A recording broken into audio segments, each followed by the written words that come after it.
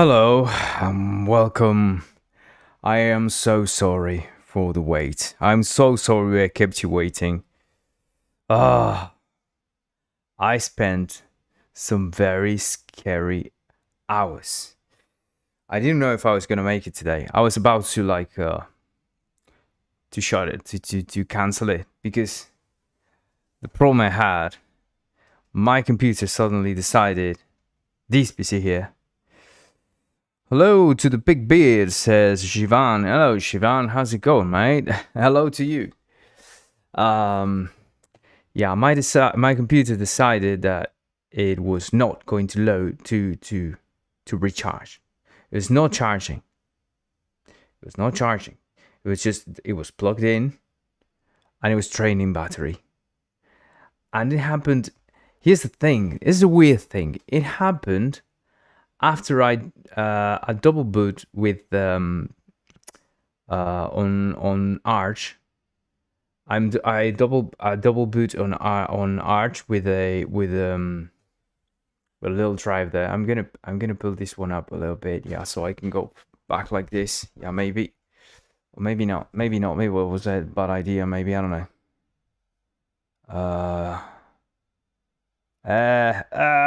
It's too sensitive. There you go. It's too sensitive. Yeah.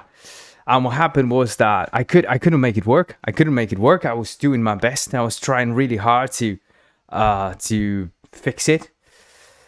And it was, the battery was going out. The battery was draining. I updated the drivers. Casually mentions he uses Arch. I use Arch on a double boot. I boot on the on this little drive here, and I have my Arch here. It's not. Hey, here's the thing. I'm not using pure Arch. I'm using an Arch distro, which is CachyOS. I've highly recommend it if you want like a very stable, as stable as it gets with Arch, right? But it's pretty good if you want to have like a stable experience mostly for NVIDIA drivers. Since this laptop has NVIDIA an NVIDIA chipset, it's nice to have an operating system that is thought out for that. So yeah, to use and so the thing is, it just happened after I had dual booted, and suddenly it went into kernel panic, and so I couldn't turn on the computer. I obviously forced shut down, and then when I went on again after a while, I saw that there was a little an icon that was like charging but not charging. It was a weird thing. I started looking into it, and I saw that I had like 80% battery, and it was like, what? I mean, I've been plugged in all this time. How do I have 80-something% battery? And then I saw that it was draining. Suddenly I had 79, and suddenly I have 28. And I was like, what's going on? And so I imagine I was scared as fuck. I booted back into Windows. I saw it to see if it was a problem with Linux right there with the Arch. No problem with Windows. It was still a problem. I mean, no problem. No, it wasn't a problem with Linux. It was a problem still in Windows. So I was still in big trouble. So you know what I did? I went in panic mode myself. I wanted to die, and I saw I saw all black. I almost faint. What do I do? Because I just have to go buy a battery now. And just had like this epiphany. Maybe I can reset the battery. The problem is I never opened this laptop before. I forgot that I could open it even. It's like why even open it? It's been working great for all this time. I haven't since like 2019, 2018, something like that. I was like, okay, let's just leave it like that. All right, never opened it. And so I opened it up. I reset the battery. You know, just unplug it, press the button to try it out. You know, press the power button to try all the power out for a few seconds. You know, something like 30 seconds, 1 minute, so, and then plug it back in. It worked. Yeah, that was my afternoon. Life gets in the way sometimes. Shivan says, I use Mint for work and Avada for gaming. No, nice. Yeah, it's I mean, Mint is the the standard, right? The standard. I think a pretty good solution for anyone who's coming out from Windows, right? But yeah, I'm not a Linux expert by any means, right? Yeah, I do have all my back. I have everything backed up. Yeah, but also like I never feel for the data for anything really. I mean, I do have everything backed up and well. I mean, the things that I need to back up, because if stuff is on Git and all that, but then you know, the information itself in the computer is not that important. Honestly, I don't have anything important in the computer. But yeah, other than the things that I can download from Git. So honestly, I don't care much. But yeah, it's a pain still, right? I mean, you know, having I mean, if the computer doesn't load, this is the only PC that I know I can stream from. Otherwise, I can't really stream. I can't. So that's a pain. That's a bit of a pain. It's at least alien. Talking about Mint, I guess, right? It's at least alien if you're coming from Windows, but it can be used by beginners and pros alike. Yes, definitely, yeah, absolutely. It's really good. I mean, it's just like it's the most Windows-like, I guess, you know, and so it feels very familiar. It feels very good. Yeah, and Windows sucks nowadays more than ever. I think it sucks. I mean, it doesn't suck like Vista sucks, because the Vista was just too bad. It's just Vista was just, you know, Vista. But yeah, talk about bad. Talk about down step. Right? I think I used XP for so long that I yeah, it's just ridiculous. And if you wanted back then, if you wanted to play games, I mean, it was only Windows, right? And right nowadays you can game on a, well, you could game on Linux, but it wasn't the same, right? It's only gotten really so much better since Steam OS and all that. Wow, it's really improved things for everyone, I think. I'm glad that they went into it. They went full into it because they made a really good effort there to have, say, a nice, very good system for Linux system for gaming. And yeah, the more companies push for it, that's the whole point, right? The more the companies push for these sorts of things, the better the Linux is going to get. At the end of the day, that's what happens, right? You need some private interest at the end of the day for improvement. That's, you know, and if you keep these things within the context of these OSs, right? Like it happens with these things, you know, you need to respect the culture of the OS in a way, I think, or at least of distro in general. So yeah, not trying to turn it into something else, like trying to make Arch stable, right? Well, you can make your own distro that is stable, but you know, don't try to drive Arch into something that is not, right? Most games just run for me. I had 2 games that didn't quite run, and both were from before 2000. Yeah, the same happened for me as well. I don't remember which ones I tried, but I remember some games I tried from like old games. But no, it were not before 2000. I think it was probably 2000 something games. Yeah, like early 2000 games. I don't know if it was a Hitman or something like that. I don't remember well. I'm not. No, it wasn't Hitman. It was some game that I tried, but I don't remember which one. But yeah, I know what you mean. Yes. It's nowadays it's fantastic. Nowadays, back then it was hard. Nowadays it's amazing. Really amazing. So I'm glad, you know. Still very unstable. I mean, in the case of Arch, every once in a while I have to go and you have to be keep updating it, keep going in and running Paru and all that to make sure everything is up to date. Because every once in a while I can't open a game, and suddenly, you know, I have to go and make sure, oh, is it everything is all, and there's a patch. So that's really good. Now there's people making an effort there to make sure that you can play all games and you can do everything. So yeah, if you haven't like opened it up and to game for gaming for a while, yeah, some of the anti-cheat stuff gets in the way, and you have to play around with it. I'm gonna turn on these lights because they're off. There you go. Yeah, we have lights. We have lights. Look at that.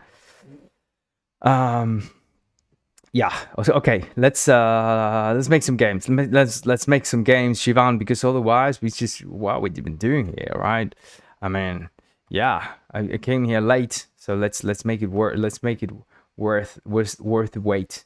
Every time I come in, I have to like recap and see what we've been doing. I'm very sorry about that. Let me okay, let me close this down. Let me open the tower defense here. Okay. There you go. There you go. Oh, by the way, I'm working on as I'm building the UI for the no code system for Rogue Engine.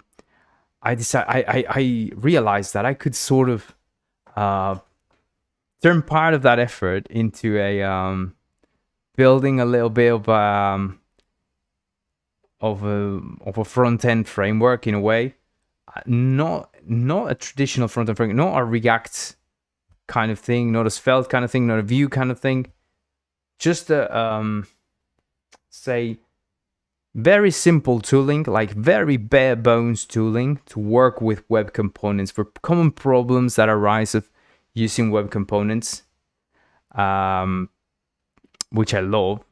Like I always say, the best part of Rogue Engine is built with the best parts of Rogue Engine are built with pure web components. It's extremely fast, is extremely good, very resilient, very powerful. There are some issues that you have to go through though, like hot reloading, for instance, right? It's very hard to do hot reload. Like, well, it's not very hard. It's just tricky. It's just tricky, and you never get the original component, right? You get like a thing that is kind of like it, but it's not the same. So yeah, you have to add some bloat in order for it to work, I guess. I don't know. But yes, I built a little system there, and I'm working with this little system there, and it's coming out really well. I'm quite fond of it. Like I always say, I try to build these systems in a way that it's let's share the screen. In a way that is very unintrusive, you know, that it gives you a nice process to do things, but it doesn't try to get in the way of you doing other stuff if you want to, right? See, if you want to use, say, another integrate with other technologies or something else, you can use it. That's always my go-to way of doing things, and as simple as possible to use, right? So I just create like this wrapper object, and yeah, it's more like this wrapper object that has a decorator to register the component itself, and to make sure that it works with hot reloading and all that when you do the connection, and it does everything by itself. So it's self-contained. It's just you just have to extend that component, and it works exactly like a web component. It just gives you like a couple of functions there to set the HTML and CSS. I'm using well, to do HTML and CSS with web components like that, I use an extension like a VS Code extension that lets you see the HTML with code highlight and all that in the string. So that's really good. That's really good because you get a multi-line string like those in with HTML, and it looks great. And you get all self-contained. It looks a lot like say yeah, it would look very familiar to someone using React, you know, like a TSX and all that crap, but without all the React bloat and all these things, and just the simple stuff, right? And you can do it however you want, right? You can write your components in different functions, or you know, or so yeah, no components, yeah, but little bits of code, little bits of HTML, and hold them in variables, and you know, modify it however you want. So I think that's really awesome, and I just wanted to say that because I would very much like to bring that into this game. I think bringing that framework, that's yeah, the new sort of framework that I'm building it and bringing it into this game could help us take the non-UI system that we have right now. We have a bit of a UI system, but bringing it into Rogue Engine to kind of build a UI system that is no code, but allows you to extend it with code, could be a good complement with a full no-code system. So perhaps we can start building that within this game, and we can turn that into a package that you can use as well, right? Scope creep. What's that scope creep? I don't know what that means, mate. I know what that means.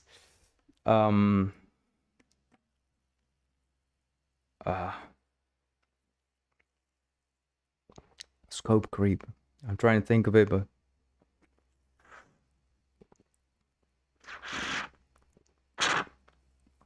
yeah, I needed my mate. Couldn't drink any mate today because he was so busy with everything, with all that happened, and stressed. It's nice to have some mate now.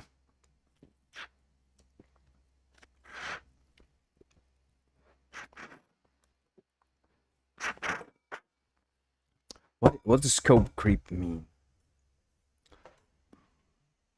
Oh, makes game needs to include brand new UI framework.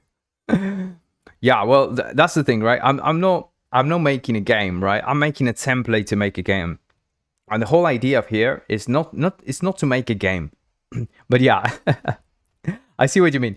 Yes, because in fact, Rogue Engine is that, exactly that. Rogue Engine is that. I was making a game in Babylon. Look at that. I was making a game in Babylon.js, and I was building so much tooling to make that game that I'm sorry, I bit myself today, and I'm like, oh, it's just going for that bite every single time. It's killing me. It just gets me by surprise every time. You'll see me clicking like that. But yes, yeah, I was trying to make a game in Babylon.js, and what happened was that I was building so much tooling around that game that I found myself sort of overwhelmed and missing stuff. So I decided I was going to start building this editor for it. And suddenly I had this little engine in my hands, and then I started building like a whole framework and things around it. And that was the third idea. That's the first idea that was with Babylon. Then I changed. I decided some things were much better, worked much better with Three.js. It was so much faster, at least at the time. I don't know right now, but at the time, Three.js was extremely fast, and I saw that it was way more used in general, and it was more general purpose, and it was less opinionated about game development. So I could build my own tooling around that, and with also less bloated, if you will. As small as and great as Babylon is, great framework. But yeah, so I went heads first and built Rogue Engine with Three.js, and the game, I never built it. You know, I think the first glimpse of that game, I think the vestige of that game is the space shooter example. I think that's the vestige of that game. The main idea was a top down, kind of, uh, yeah, a bit angled. You know, it's kind of isometric. But the idea was that, yeah, it's sort of a top down space shooter game where you get to fight two different, you know, teams on a top down sort of 3D top down game. That was the idea with the spaceships. And yeah, and that turned into then making my own game engine and making the space shooter game, which was simply a waves of two enemies come at you. That's all, you know. And I just built it as an example, with no physics engine, nothing. You know, just wanted to do something like that where I could build things with my own physics engine, decide which physics engine or no physics engine. You know, that's what basically built the original Rogue engine, was that. And the UI framework is now going to be that. Basically, we need a UI framework. I built a UI framework. This is actually not a game. This is a tower defense framework, right? So all the frameworks we can get out of this, all the tooling we can get out of this, even if we don't get a game, we don't really need to get a game out of this. I think what we need to get out of this is a tooling for you to use. And yeah, I think that's what we need. Tooling and more tooling. Yeah, stuff that is useful for you. If out of this we can get like a nice tower defense framework that has like cool features for like RTS games as well, because all of these can be used for RTS games, I think. Will be able to be used for RTS games. And then, yeah, you'll need to expand on this, but you can use this to kind of build RTS stuff. We could take the stuff we have for this and use it to build an RTS game or an RTS framework by itself. So that's also great, right? And if we get a UI framework out of that as well, that is also going to be part of the other stuff. Then, you know, we can chain the work we do, and we can have, you know, yeah, and these hours of live streaming become way more productive, I guess, because it's stuff that I'm going to do anyway. So, you know, doing them live here, fantastic. I love it. Oh yeah, I forgot to set the saver here. Remember, I'm using the yeah, it opens them up every time. Yeah, I'm using the latest version, like the latest development version that is more stable. So some stuff always breaks. Some stuff is there like cranky, you know. As always, remember that it's not going to happen in your version. If you find any bugs, please let me know. As always, if you find any bugs, I'll solve them. As always. But yes, all right. Let's go for this. What do we have? What have we done? So okay.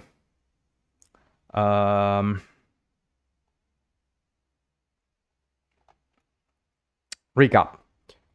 Minions. We need to abstract the way that we obtain the waypoint. That was it. That was the stuff that we were doing, because we're trying to abstract the minion, make it into a like this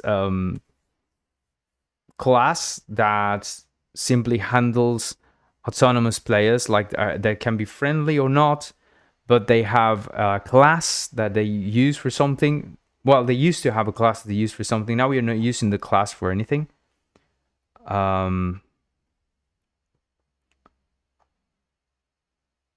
Yeah, I don't think we're using it for anything, because I think this will be the case as well.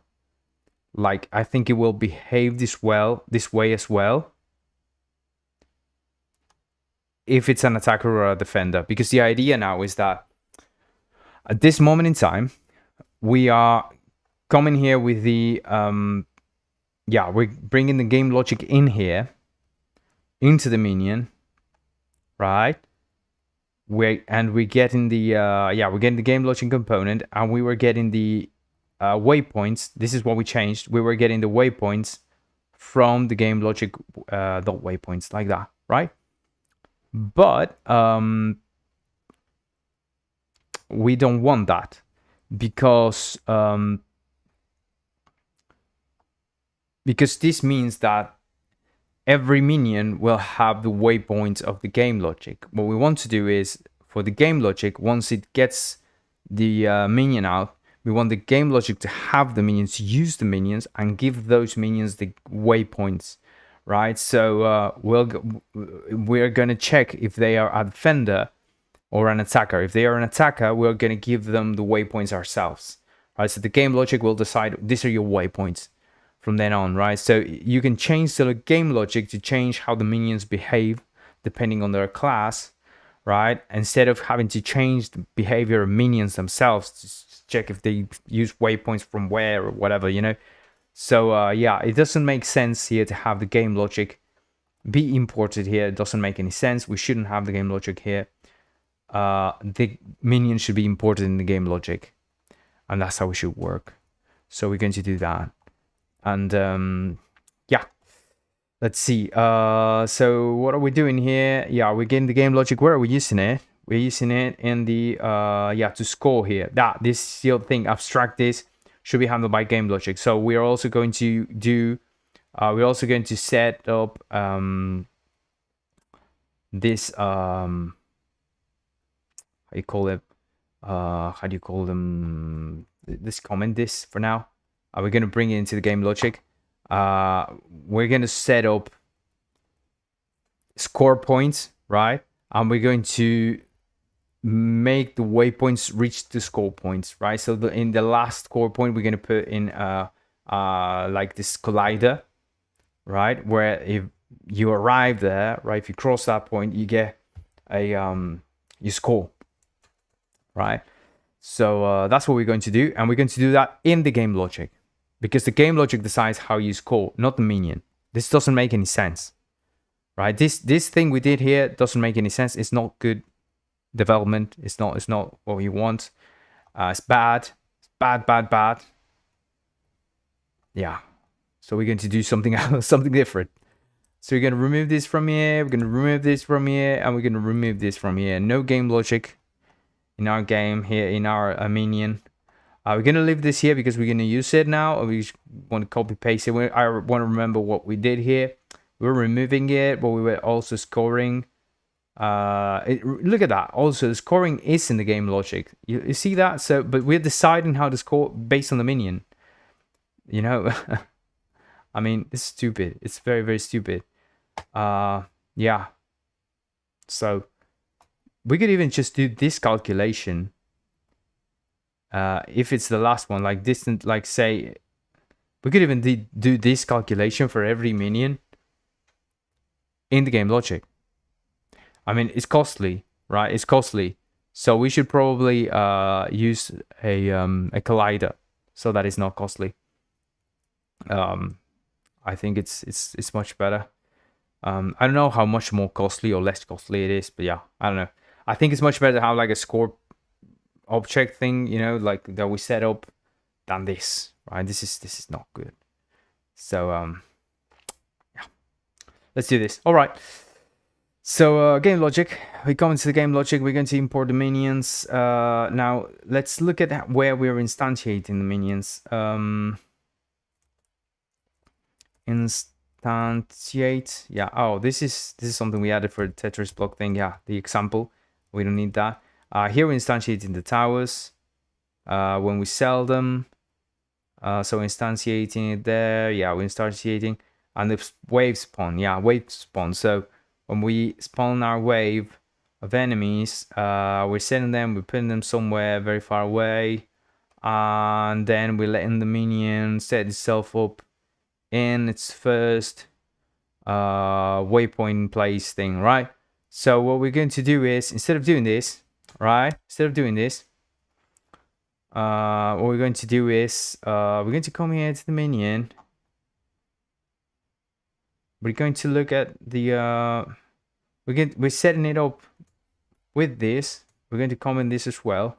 We're going to remove it directly, and we're going to come here to the game logic. We're going to get the waypoints directly, right? So we're going to say Oh, I forgot to turn this off. It's so bothering. I always forget to turn it off. But yeah, let's call it something else. Perhaps we call it let's rename it and call it minion. And yeah, and we'll call this minion dot no, we call it minion object, right? And we'll say const minion equals. Now you see that's where it's doing things wrong. It doesn't know what to do. Re get component is doing what? You see that this is wrong. If you just do the vibe code, that shit, you know, that doesn't work. What you want is the minion here, right? Dot get, right? And you want to get it from minion obj. See that? So yeah, but it's interesting that he knew that I wanted to get the component. That's interesting. That's interesting. It's still, well, it didn't know it, predicted it, but I didn't know it. So still impressive. It's still impressive. Yeah, it's, you know, it's not usable, but it's impressive. Very nice experiment. Yeah, so what we're going to do is we're going to get the minion here. We're going to say waypoints, and yeah, it's going to be this waypoints. Yeah, sure, why not? And we're going to say that we're going to position ourselves. So we're going to position. Yeah, I know. So okay, minion dot. I'm gonna write it myself because I have the minion object here, so I don't need to get minion dot object 3D and all that. Position dot copy. Yeah, waypoint 0, waypoints. Yeah, 0. Yeah, that's it. Yeah, that's okay. Yeah, it's that. As a glorified autocomplete, sometimes it's really good. I have to say that. I have to really recognize that it knows a lot about when it knows what you're going to write, it's really useful. When it doesn't, it's not. But it's impressive when it doesn't know it, right? So it's okay, you know. But then, you know. So position copy waypoint 0 position. All right, yeah. So with instead of setting the position at 1000 something, we're just coming in here, we're setting up the waypoints and saying position yourself in this waypoint thing here. And now you're going to move to the next waypoint every single time you know, do anything and all that. So yeah, you'll choose the next waypoint. I think the minion itself is choosing the next waypoint with no issue. Yeah, go to the next waypoint here. That's what it's doing. We need to figure out a way to score. So yeah, we probably need to set up here a collision, but we're not going to do the collision with the with these minions here, right? So one thing we want to do, okay, this is important. This is very important. Let's say if minion the class equals yeah, attacker, right? Because here's the thing. Oh, hell, what did I do? No, I don't want that. Oh my god. Just gets in the way. I mean, a very easy solution here would be to just let me press, I don't know, something. If I want to see an autocomplete thing, maybe I press, I don't know, Control, Alt, something. I don't know, F function. I don't know, the Windows key. Anything. And let me choose if I want to see something. Why do I have to, like, get in the way? Just, well, use my view. You know, it would be a much more useful platform. Just let me choose when I want to see a stupid autocomplete. Fucking hell. So, such a pain in the arse. All right, so, okay, we have our attacker here. It's getting the waypoints. If it's not an attacker here, so that's the thing. If it's not an attacker, we'll need to figure out where we set up the defenders. Like, if it's a defender, we'll want to bring it to the first waypoint. I mean, yeah, we'll need to set up waypoints towards. Yeah, we'll need to set the waypoints to the like the reunion flag thing, you know, because if you have a barrack, you usually have like this flag where your minions go gather in front of that flag, right around that flag. They form around that flag. So you need that sort of reunion flag, sort of assembly flag. I don't know how to call it. I don't remember the name. Oh my god. I know it has a name. I know it has a much better name. Spawn. It's not a spawn point because they're spawning from the barracks, but they're moving towards the flag. So I don't know. We need to set up the flag. Yeah. So the defender, what it's going to do. So we're just going to pseudocode it here, right? We're just going to say that I don't like an else if. I much rather have like see, this is useful, but I would much rather write it myself. I mean, I would much rather have it optional than just being polluted. I'm gonna pseudocode it here. I'm gonna say defender no, that's just putting words in my mouth. Fucking hell. See, that's annoying. So here's the thing. A defender will want to we'll want to spawn it in from a specific base, like from the base where it's created. It will have a base that it owns it in a way, right? Because we wanted to follow that flag from that base, right? So that tower, right? So it's going to be a tower. The barrack is going to be a tower, right? And by itself, I mean, by definition, it's going to be a tower. But it's going to, instead of shooting things, it's going to spawn minions. And when a minion is spawned by that thing, we're going to decide yeah, we need to decide there. Yeah, no. Yeah, no. So, okay. Yeah, I understand now. Yeah, we don't even need this. We're just adding this because we know it's an attacker, right? But honestly, we're spawning a wave here. So the wave itself is an attack. We don't really need the class right now. We don't, because we're spawning attackers. The spawning of in the tower is gonna happen in the tower, right? So we're gonna set it up from the tower. I'm just being an idiot here. I'm just being an idiot. Why am I trying to decide what a defender does from the wave spawn? I mean, am I stupid? No. Yes. Well, perhaps. Maybe. I don't know. So maybe we don't need classes. No. Maybe we don't need classes. Is this a political statement? This sounds weird. Maybe we don't need classes. Oh my god. Yeah.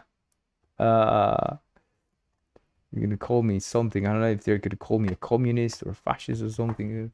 Someone's gonna read that wrong, so maybe we don't need our minions to that sounds even worse, right? Maybe we don't need our minions to have a class. We need classless minions. That sounds even worse, doesn't it? Okay, yeah. Alright, so we don't need a class. Where are we using the class? We're using the class here.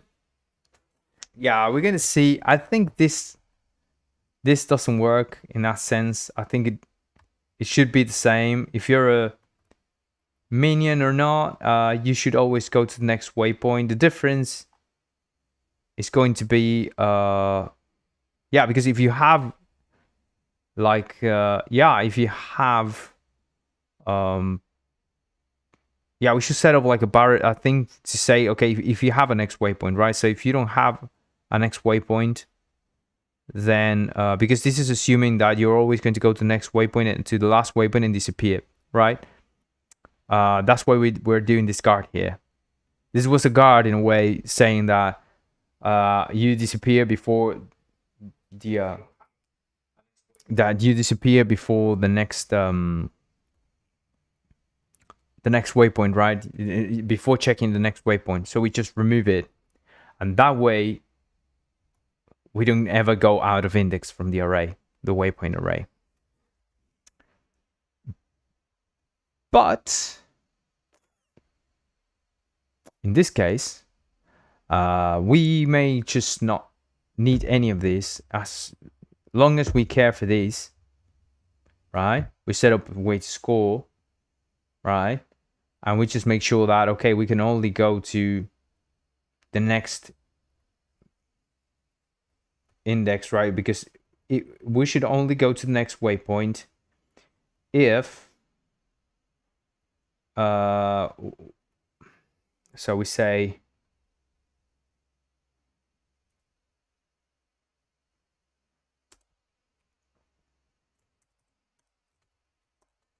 if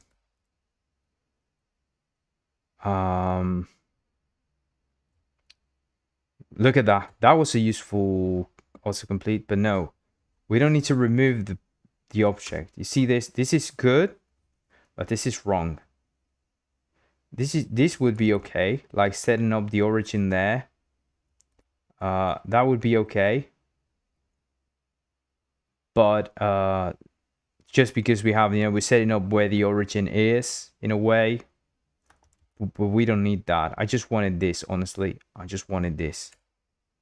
So that we have like this guard inside the function itself, that if we call it, which we'll call it every time, everything, but when we call this function, we know that we're just going to return if the waypoint thing, if the current index is greater or equal than waypoint's length, we make sure that we get it out so that this happens as it has to happen, and yeah, we're not adding any, we're not having any problems as, calling it and it breaking ever, it will always work, and it will always be within boundaries.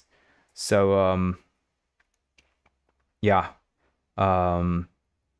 if we're there is no more waypoints to reach, and yeah, we stay there basically. So we also need to, perhaps, yeah, this is probably what we need to do, right? We need to, if this is the case, also we need to this dot waypoints equals this, right? Yeah.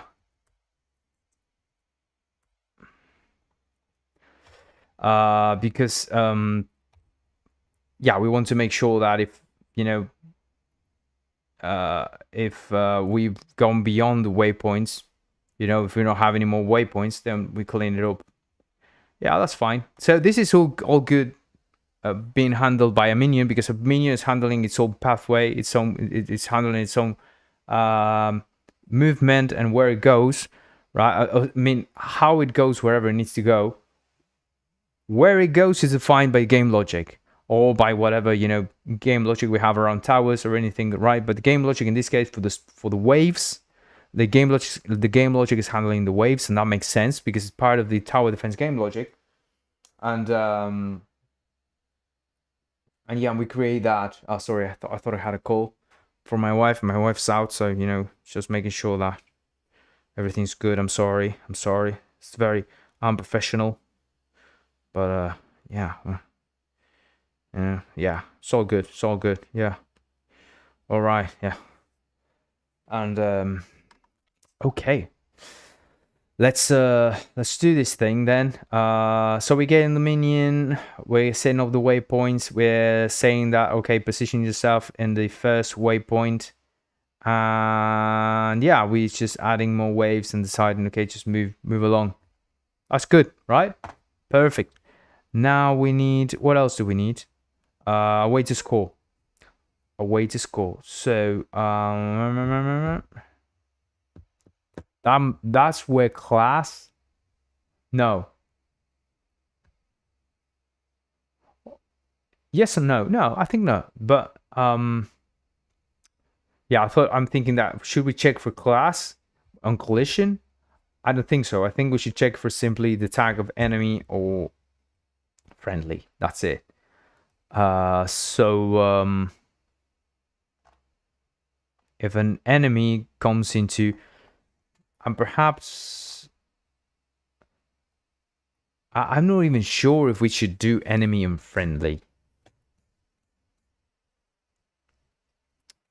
Because I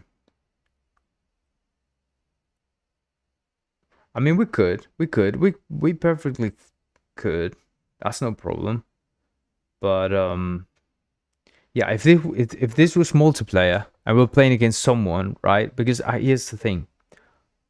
I'm thinking in wider terms, and I need to think in wider terms because this is a platform that we're building, right? This is not a this is a framework to create tower defense games and things like that. So we can't really think of this in flat terms, like, you know, in a very specific terms. We need to think of this in more like wide abstract terms that can allow us to sort of have a more like a better grip on everything, right? Say you want to make a tower defense that it has two players when one's fighting against the other, right, and all that. So you would need to figure out how to set the friendlies as friendlies, right, and the other player yeah, and your enemies as enemies, right, the other players minions as enemies. Now for the other player, your players have to turn, you know, your minions have to turn into enemies, right? Your towers have to be enemies. So yeah, and your towers will have to distinguish between your minions and your enemy minions, right? So that's another thing. So yeah, I think that's an important thing to look at, and that we should be very careful with. So let's yeah, in case you want to make like a versus, which would be a lot of fun. I would very much like someone to build like a versus game, like a multiplayer tower defense sort of thing with this. Like if you make it, I'll play it. I'll play it live here with everyone. I would love to. All right. Let's go. Let's come here and do this. So well, in the game logic itself, we're going to get the colliders of our what I call them, the score points thing, the scoring things. We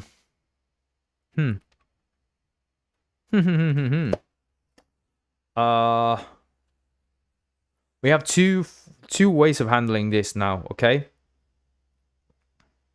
I think the best way is to handle everything from the game logic directly, like the score positions. So that if you hit a score position, we need to distinguish which is which, right? So we need to say if it's a friendly score position or if it's an enemy score position. That's the difficult part. That's the part that is going to get tricky. That's why I don't know, I'm doubting myself. Because the score positions, think of them as this they could just be a collider, like a sensor collider that you collide with, right? And you get the collision from the game logic. So you say, okay, if I have 3 of them here, they detect the collision and then, you know, you score here.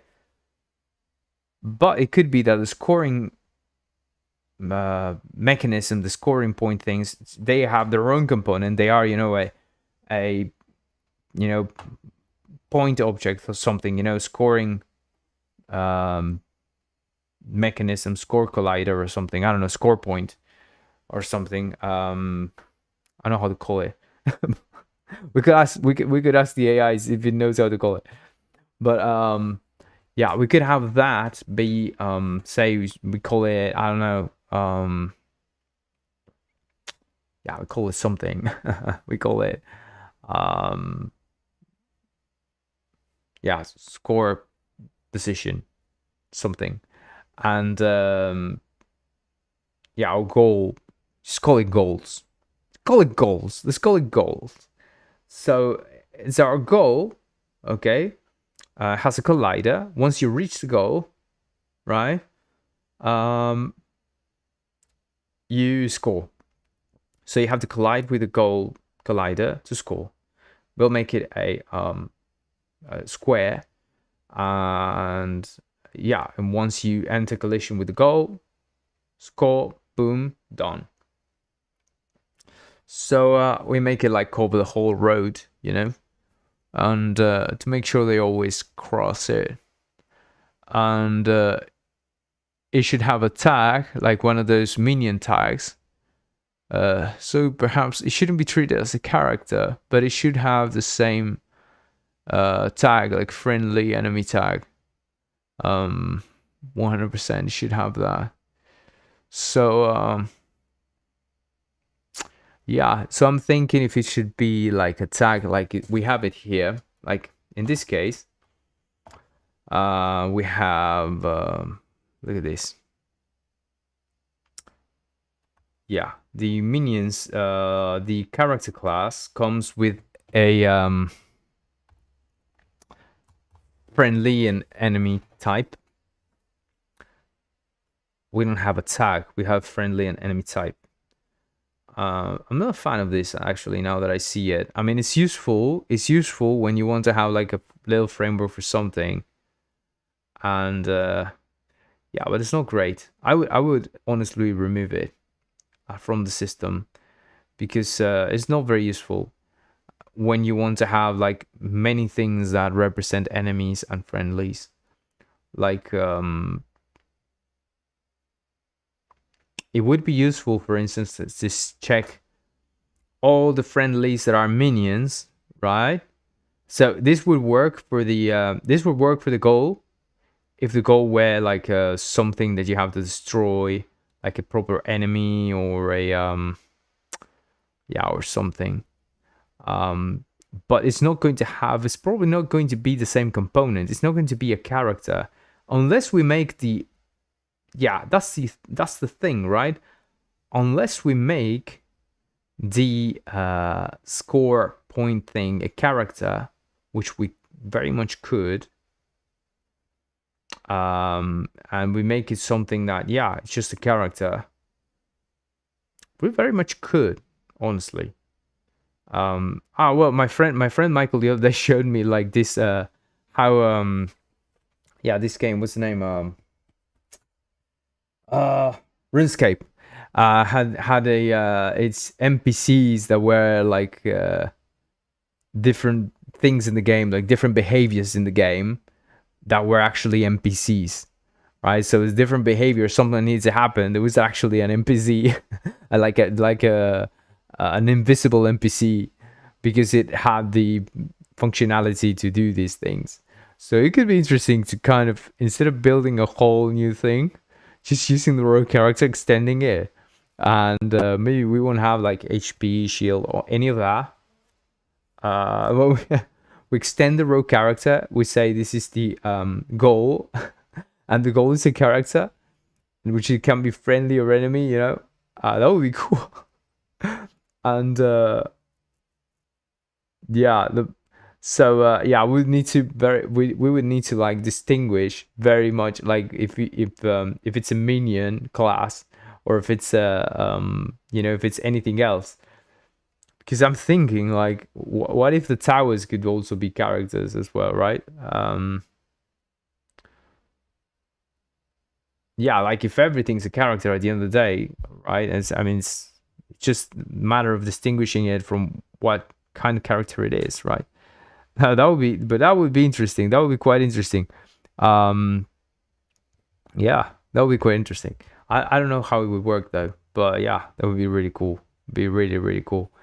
So I'm doubting here. I'm in doubt. I'm very much in doubt. Let's okay,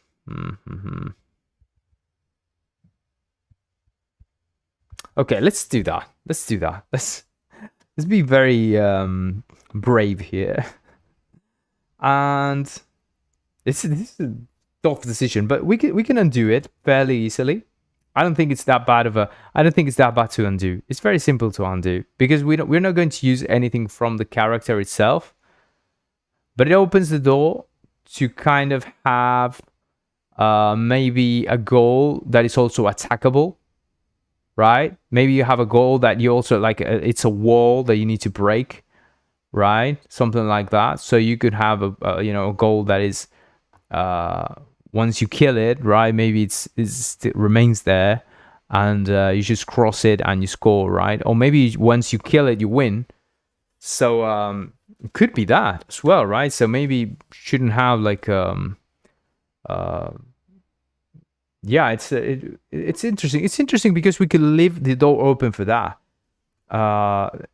Very very much so. Even if the towers were characters, think of that. If the towers were characters, they could also be attacked, for instance, right? If they're not characters, we need to build a health system for them and all that, you know. But if the towers are characters, we already have that done. So yeah, that could be a good decision to make. That could be an interesting turn of events, wouldn't it?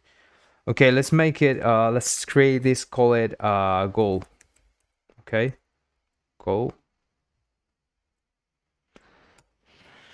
I don't know about that name, but hey, just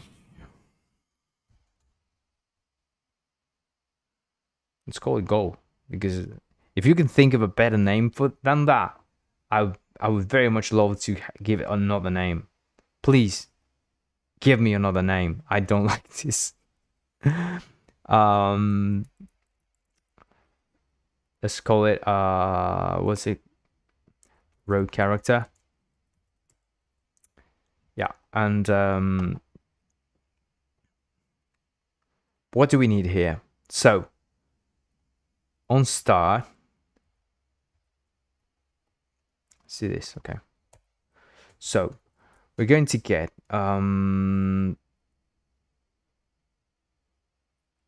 rogue rapier dot get no sorry, rapier body, that's it, dot require body. Yeah, that was good. That was good.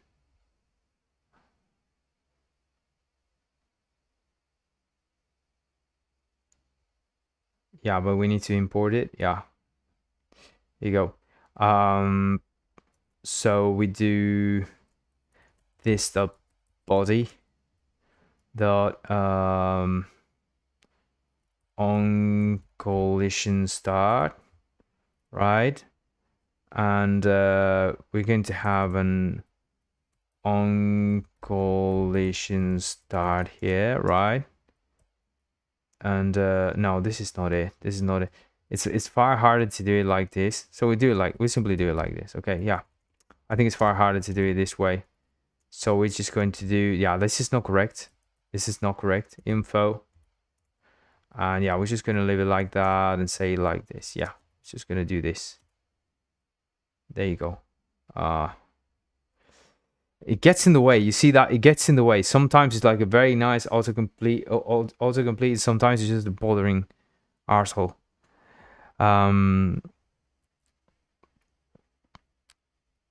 Oh, Shivan is saying, ask an AI. I do that all the time for naming Tailwind and colors. Yeah, I don't know. Every time I'm asking AI for something, it gives me the most unoriginal, stupid ideas. Honestly, I don't know. I'll have to ask all of them. And honestly, I'd rather ask someone else. Like, people have so much wit sometimes. It's amazing. Sometimes you can get nice things out of AI. So, I don't know. I'd much rather you people give me an AI. Sorry, a name. Howdy there, says Vitamin Stacker. How's it going, mate? Nice to have you with us here. We're doing everything we said we were going to do last time. We're making it happen. We're actually making the goals to score the stuff. By the way, Vitamin Stacker is on Twitch, which if you're watching on Twitch, you're a hero, because there's nobody on Twitch. So I don't know if there's anyone even on YouTube. Yeah, no, we have like 4 people on YouTube. It's amazing, like just having 4 people here. Yeah, I think there's the one lad on there on on Twitch, you know, just lonely there. And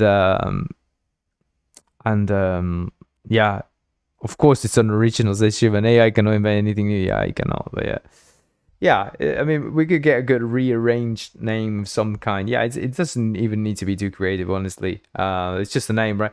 Naming is one of those complicated things within software development, probably one of the most harder things, like the hardest of things, because you need to give something meaning with its name. You sometimes can even, you know, make the meaning of something quite difficult to understand when you name it differently, right? When you name it wrong, you name something in a wrong way, and people will assume it's something else that it's not.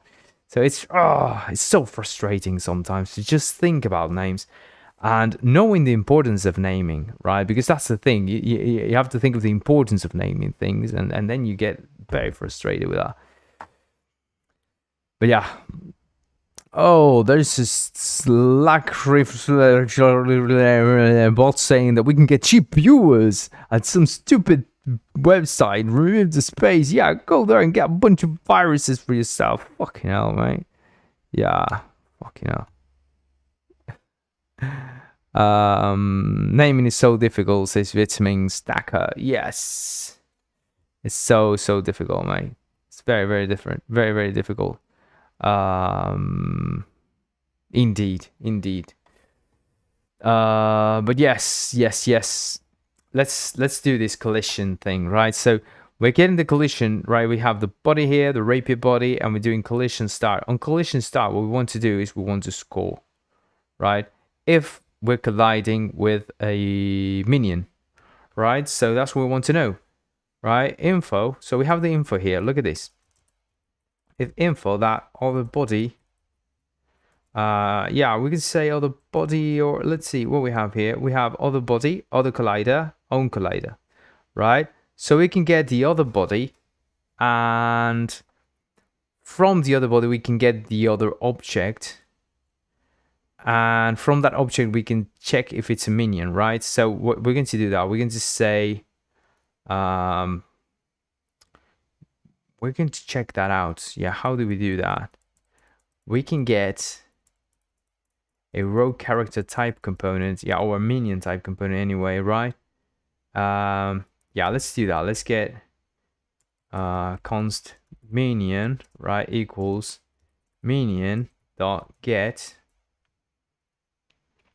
info dot other body dot object 3D. So we're going to get the minion object from the other body object 3D. So if we have a minion, right, if it has a minion component, right, it means that we can actually collide here, right? We can actually score. So what we're going to do is we're going to remove this minion, right? Well, we have to check that if we have a minion and minion dot type equals it would be, the type can be friendly or enemy. So we can say that it's an enemy, right? So that if one of our minions, if our minions start from our goal, right, we can't have our minions scoring against us. So what we're going to do is we're going to we're going to score in our game logic here, right? So we're going to say that dot what we say, no, yeah, we're getting the game logic. We need to get the game logic. So we're going to say GL equals GL game logic, just like we had in the other one. And we're going to say this GL equals game logic dot get, and that's it. This is going to get us the first component with game logic that it has, right? It's the only one in the scene. We only have one component game logic. And so here we do this dot GL dot score, right? And we had set up like this sort of points per minion thing. I think we made it score amount to 1 by default, so we're just gonna leave it like that because I don't know if we're gonna have like an actual value per minion to score. Yeah, we're gonna see. I'm not a cheap viewer. I have a class. Yeah, that's for cheap viewers. That's bot thing was for the cheap viewers you can get. I don't want any cheap viewers. I want the expensive ones. The ones you have to actually go get. I have to satisfy these viewers. If I don't do things right, you'll leave. You'll just simply leave. I'll be here. You're nobody there on Twitch. This is as usual, it's nobody there on Twitch. It's usual. If there, I don't know how many people there are. If there are 2 people there on Twitch, it's going to be a lot. It's definitely going to be a lot. I really don't know. I usually get like this number, but sometimes I have like 3 people talking on Twitch and it says 1. So I can never trust it. It sometimes says 1, sometimes it says like 3 or 4, and nobody's talking. So, I never know how many people. I assume if I will assume that if there's people talking, there's someone there. So as far as I know, eventual consistency plus lurkers. I absolutely, yes. I think people getting used to me and seeing me here and just getting very attached to my bald head and my, or my bandana in this case. I have my bandana out today, so and my beard, so thinking, I want to see this bearded guy again, because he's fucking crazy, it's just mad. I just want to see him again. I want to see if he's gonna turn mad. He's gonna destroy everything. He's plotting something. What is he doing? I was also referring to stars being kind of off and lagging due to Arch design. Because you think they're designed badly. Because it starts to behave strange, plus there are some people that watch without interacting. Indeed. Yes, many people. We have Agenda here. Hi all. Hi Agenda. How is it going, mate? It's called Agenda. It's very, it's lots of A's at the end, it's called Agenda. Like that, It's very loud Agenda. It's very nice. I like that. Welcome, mate. Welcome. Thank you very much for joining us, Agenda. We're very glad to have you here, because there's nobody here. Well, you're here. That's very important. And there's like 4 more people or something. I don't know. Depending on the stats, I can't see the stats. So yeah. Not badly designed, says Vitamink says, not badly designed, compromised with large systems like YouTube and Twitch stats can be eventually consistent, which causes those odd looks. Yeah, indeed. Yeah.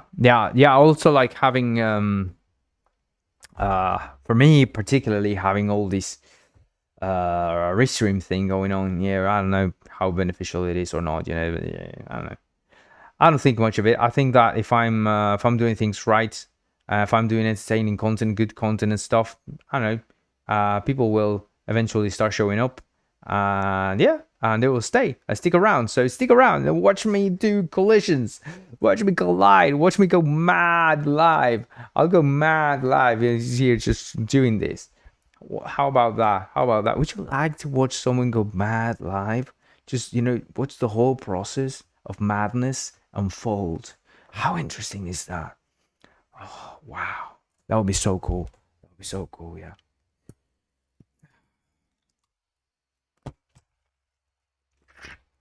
I hit the mouse with my thermos. Oh, my throat gets sore. I need more mate.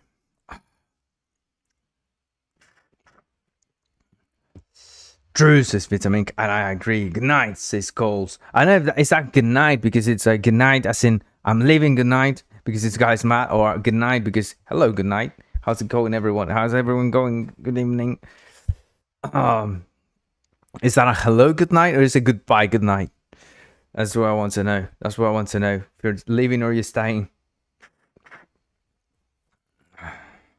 In any case, how's it going, Coles? Nice to have you with us. Oh, this is good. Enjoy it. Ah, nice. My throat is all sore. Okay, let's make some games.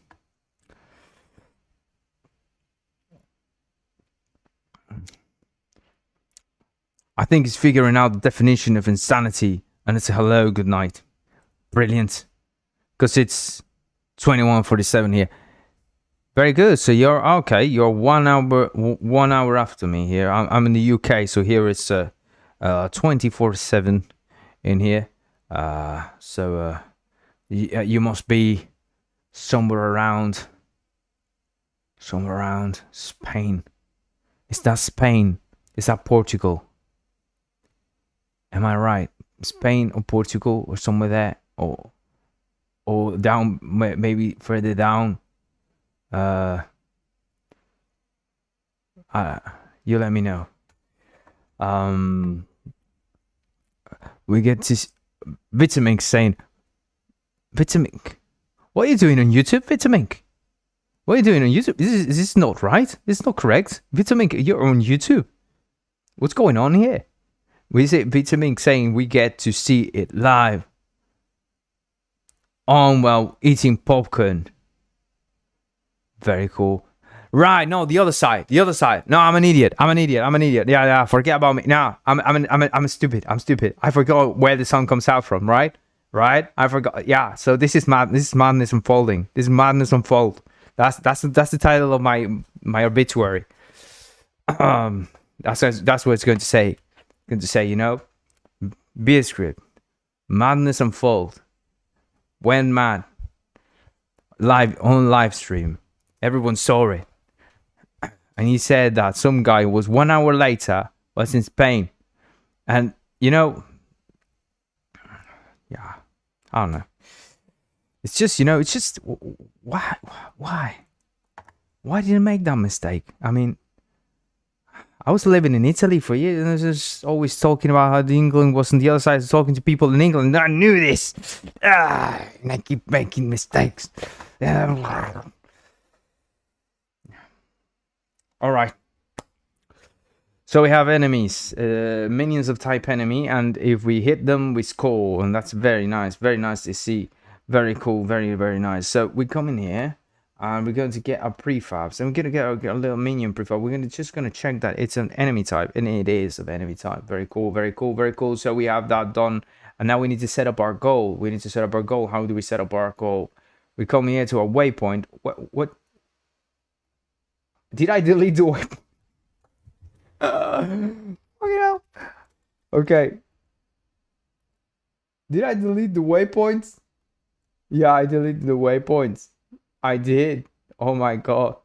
I deleted the waypoint. Yes. Oh my god. Yeah, I mean, I could just reload the scene, but I somehow reload the project. It's very fast, so I just reload the project. It's faster to reload the scene, but I reload the project for some reason.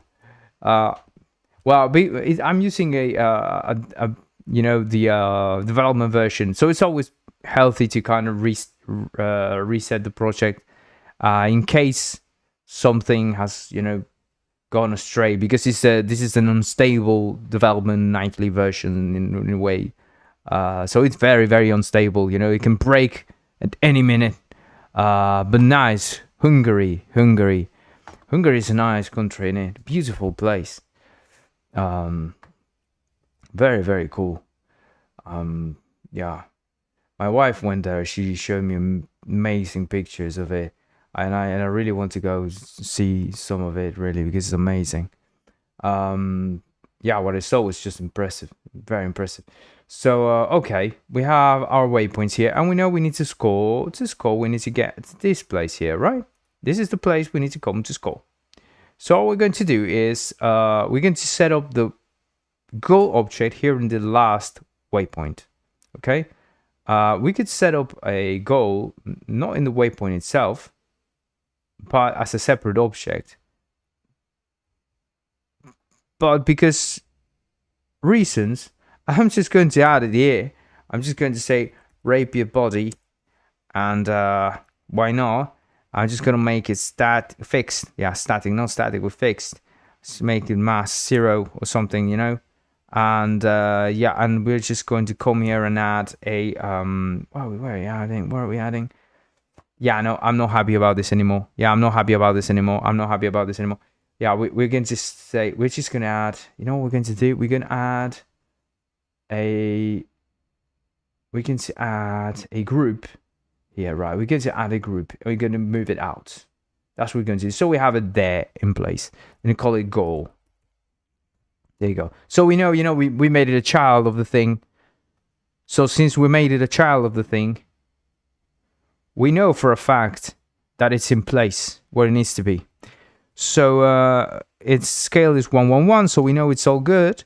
And now we can do the rapier body thing. We add a rapier body, we make it fixed, and yeah, what I like to do in a case like this, usually when I have a collider, is to have the collider separate, as a separate object here, right? A separate object that I can move the way I want. So I put the collider here, I'll put the collider box. No, how's it called? Cuboid. It's called a rapier cuboid. And we're going to add it here. We're going to make it a sensor. And yeah, and we're going to move it around. We're going to scale it a bit. Because that's the thing as well, right? You can also scale this thing. Oh, remember that we have a problem with our stupid little what's it called? Yeah, these controls in the development version are broken because of the multi-select thing that I'm doing. So yeah, that's going to be broken for now in this development version. In your version, it's good, it's working fine. But while I'm developing, the thing is, yeah, it's all broken. Yeah. Oh, Cole saying, funnily enough, not in Budapest either, but in a village I won't name because I won't dox myself. Oh, very, very, very, very wise. I'm in Liverpool, by the way. I'm in Liverpool. I live in Liverpool. City Centre. I'm doxing myself. Very, very, very, very harshly, but very nice to hear. Very nice. I think I'm just gonna guess, but I'm gonna guess like that the Hungarian countryside must be absolutely stunning. Am I right there? And the villages there must be amazing. I have to.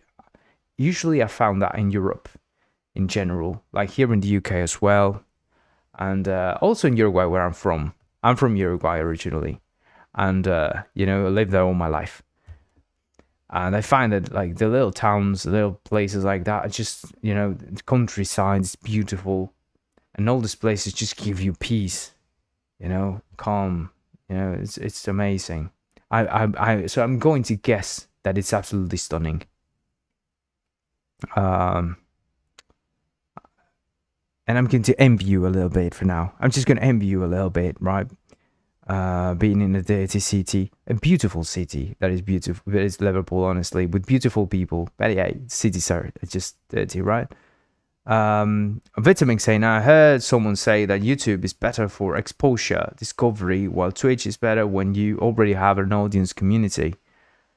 Well, some people, yeah, it has more discovery, definitely, because you have the VODs that stay there forever and all that. But and you can make videos and people will find you and all that. But yeah, I don't know. Probably, yeah. Generally prefer interacting on Twitch. But since more people watch it, that's interesting. That's interesting. More people come into YouTube because there's more people here, so the chat feels more alive. That's a good point. And Cole saying, I mean, this place is just flat, and in the villages there is like nothing to see, so no need to envy. Well, if it's calm and nice, and you have flatness is not bad. It's not a bad thing, you know. Uruguay is very flat. Uruguay is all meadows, and I love the meadows. I think the meadows are just beautiful. You know, when you can see the horizon in the countryside, it's magical at night. We have this thing as well in Uruguay, like you go out on the countryside and you see the flat lands with the horizon at the end, and then you see these lights, the bright lights that show up, the shine outside. It's the bones of dead animals. And, you know, people there used to think that it was, you know, they call it the bad light. And the bad light was so bad, and it's going to hunt you. And it's going to take you to a different place, to a different multiverse thing. If you get close, you may have a mystical encounter with the deity, with the thing, with the demon. It's going to just hunt you and kill you. That's a thing. That's beautiful, beautiful stories of the countryside, you know. So nice. I love it. Yeah, the VODs and stuff really helped, mate. Vitamink. Definitely. I love the country. I love the flatlands and the countryside. So beautiful. But yeah, we can move this thing from here. I think it's better. Yeah, no, not the X. Let's move the set. Let's move this. Is the set, right? Yeah, let's move the set. Let's make it 20 like this, right? So yeah, let's cover a bunch of space, and let's move the goalpost. Oh yeah, we'll bring it here to the 0. Yeah, and like I said, right, we could do it like this, or we could definitely like do it like this, right? We could just say 20 here, and it is going to refresh here, you know, but yeah, it's not working right now in this development version. So yeah, but it does work like that, right? It does work, so it's fine. And yeah, so when you cross the road, any enemy crosses the road here, they're going to face this thing. Let's make it taller as well. Let's make it 20 at top, so that, you know, you always touch it no matter how, so that you have like flying enemies or something. Let's make it, you know what, let's make it like 50, in case we have like taller things. Yeah, we just want to make the goalpost like very, very high, very tall thing, you know. There you go. So now if an enemy crosses by there, you know, it's like, oh, you hit the goalpost, you know. And yeah, that's it. So let's do that. Something else we need to do, we need to score. And we need to, let's save this thing before we die. And we need to score. And we need to remove the enemy. Yeah, we need to remove the enemy. We need to minion dot remove from parent. Is it? Oh no, object dot remove from parent, like this. There you go. So that will do it. Usually what I like to do is say parent. See that? This thing is so bothering. It just gets in the way. Parent dot remove this object, remove minion dot object 3D. I usually like doing it this way. I don't know why. I don't trust you. No, it is. So, don't ask why. Just, you know, don't ask why. Just believe me. It's one of those things, you know, compulsive things that I do. So Cole's asking, so what's the difference between Rogue and Unity? They seem pretty similar. Thank you very much. I take that as a compliment. It's a very nice compliment. So Rogue, it's for web games specifically, right? So it's think of the Unity for Three.js specifically. So you'll make games that you can run in any toaster that has browser. So your toaster where you toast your bread, yeah, you do that. You put it in a toaster where you toast your bread, and boom, you know. Abdo here just coming in and saying, give me the URL project source code. Mate, at least say hi first. Just buy me a coffee before you violate me like that. Just please, mate. Come on. You just, you know, please. This is private stuff. You know, private stuff. You just want to go to my private stuff and, you know, just please. You know, be more subtle. You know, be more subtle in your approach to this guy, you know. No, it's all good. It's all good. I forgive you, Abdo Hack. I forgive you, Abdo Hack. You know, mate, I'm gonna say that I will share the source code. I will 100% share the source code, and the goal here that we have is Once we reach 50 followers on Twitch, I will share the source code 100%.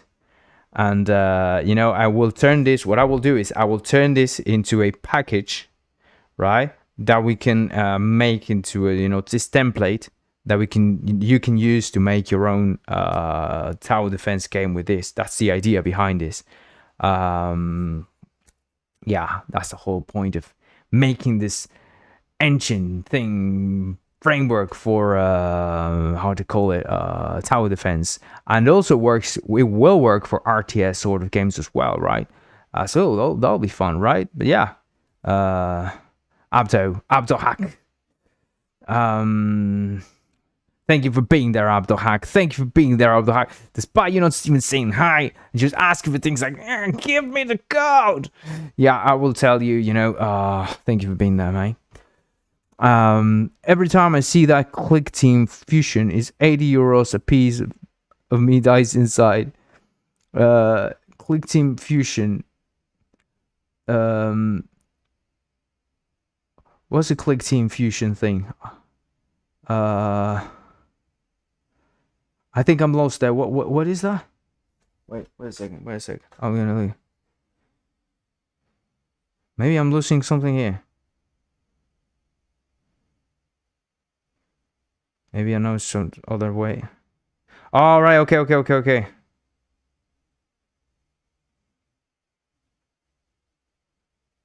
Yeah, I know. Yeah, I know which one is it. Yeah. Yeah, I've seen it before.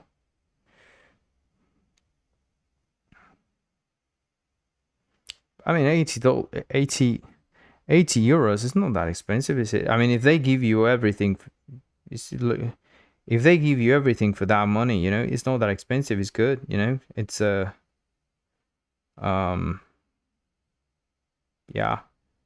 The website sucks arse, man. Why? Wow. I mean, talking about like, is this made in the 90s or something? So bad. Oh my god. But yeah, I don't. Let me see the pricing thing. If I check on the pricing. By the way, I'm not opening Chrome here because the whole thing goes. It's a no coding game engine which they made the AVGN game and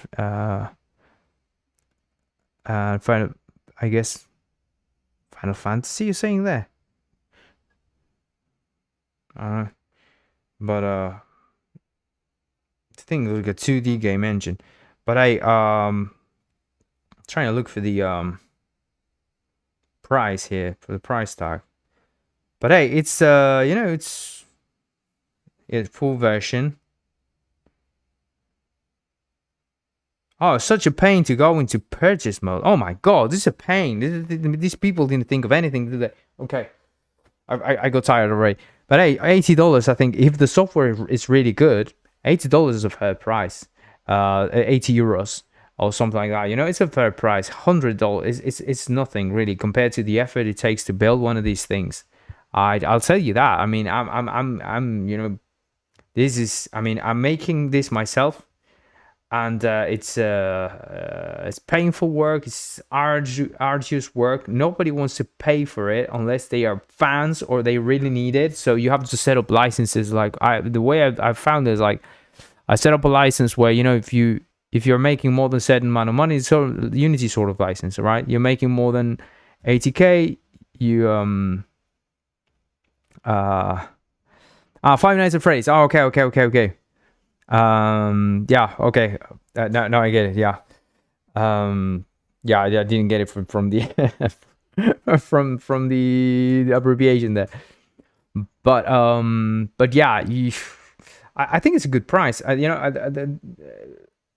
It's you have to sort of figure out how you want to distribute one of these things, right? I mean, you can do it for free like this, like the way I'm doing it. I am setting myself up for suffering, definitely, because I mean, most people that use Rogue Engine, they don't pay a dime for it, and they request a bunch of things, and I am all for it to help everyone.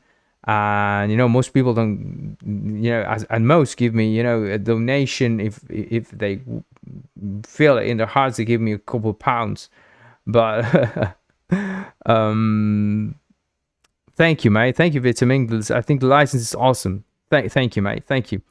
I think giving people a fair license and things like that, and something that, hey, if you want more, you can get the license with it, right? You can get it with the license. So if you don't need to pay a license, you can pay a license because you get some really cool stuff with it. That's the way I think it.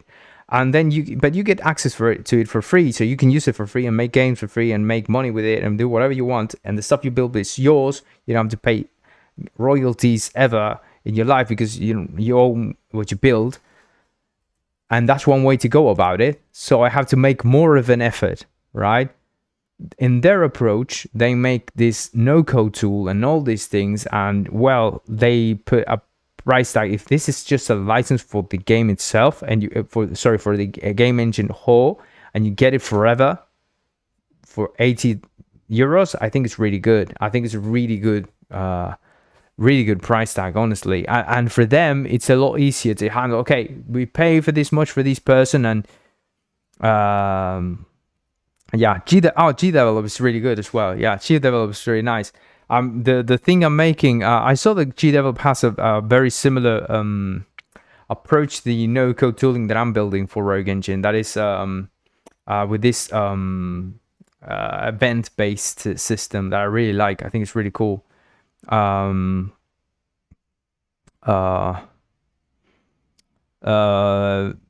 I'm making something similar there. Vitamin saying feels like a huge barrier to learn and get into software when there is this thing just goes up.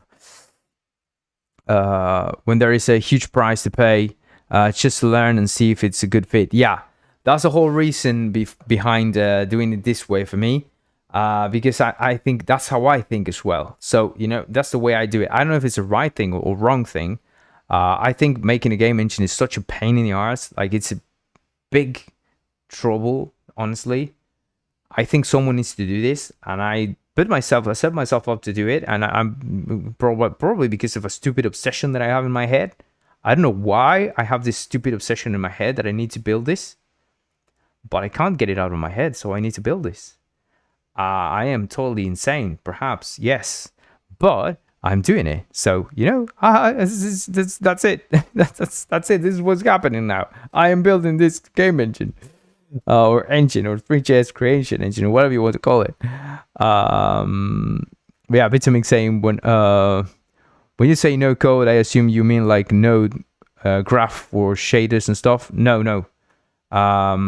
An engine is a huge overtaking, and you deserve compensation too. So I think it's fair. Yeah, definitely. Yeah, I think, like I always say, like the point is being able to make a living solely of the engine and be able to hire a team, right? I mean, that's the whole purpose of it, to be able to grow it more, right? Be able to hire people to, grow the operation. Right now, I can barely make a living with the engine itself alone. And and I do need to do extra work to make a living properly. So it's still it's painful process there. So everyone is paying a license.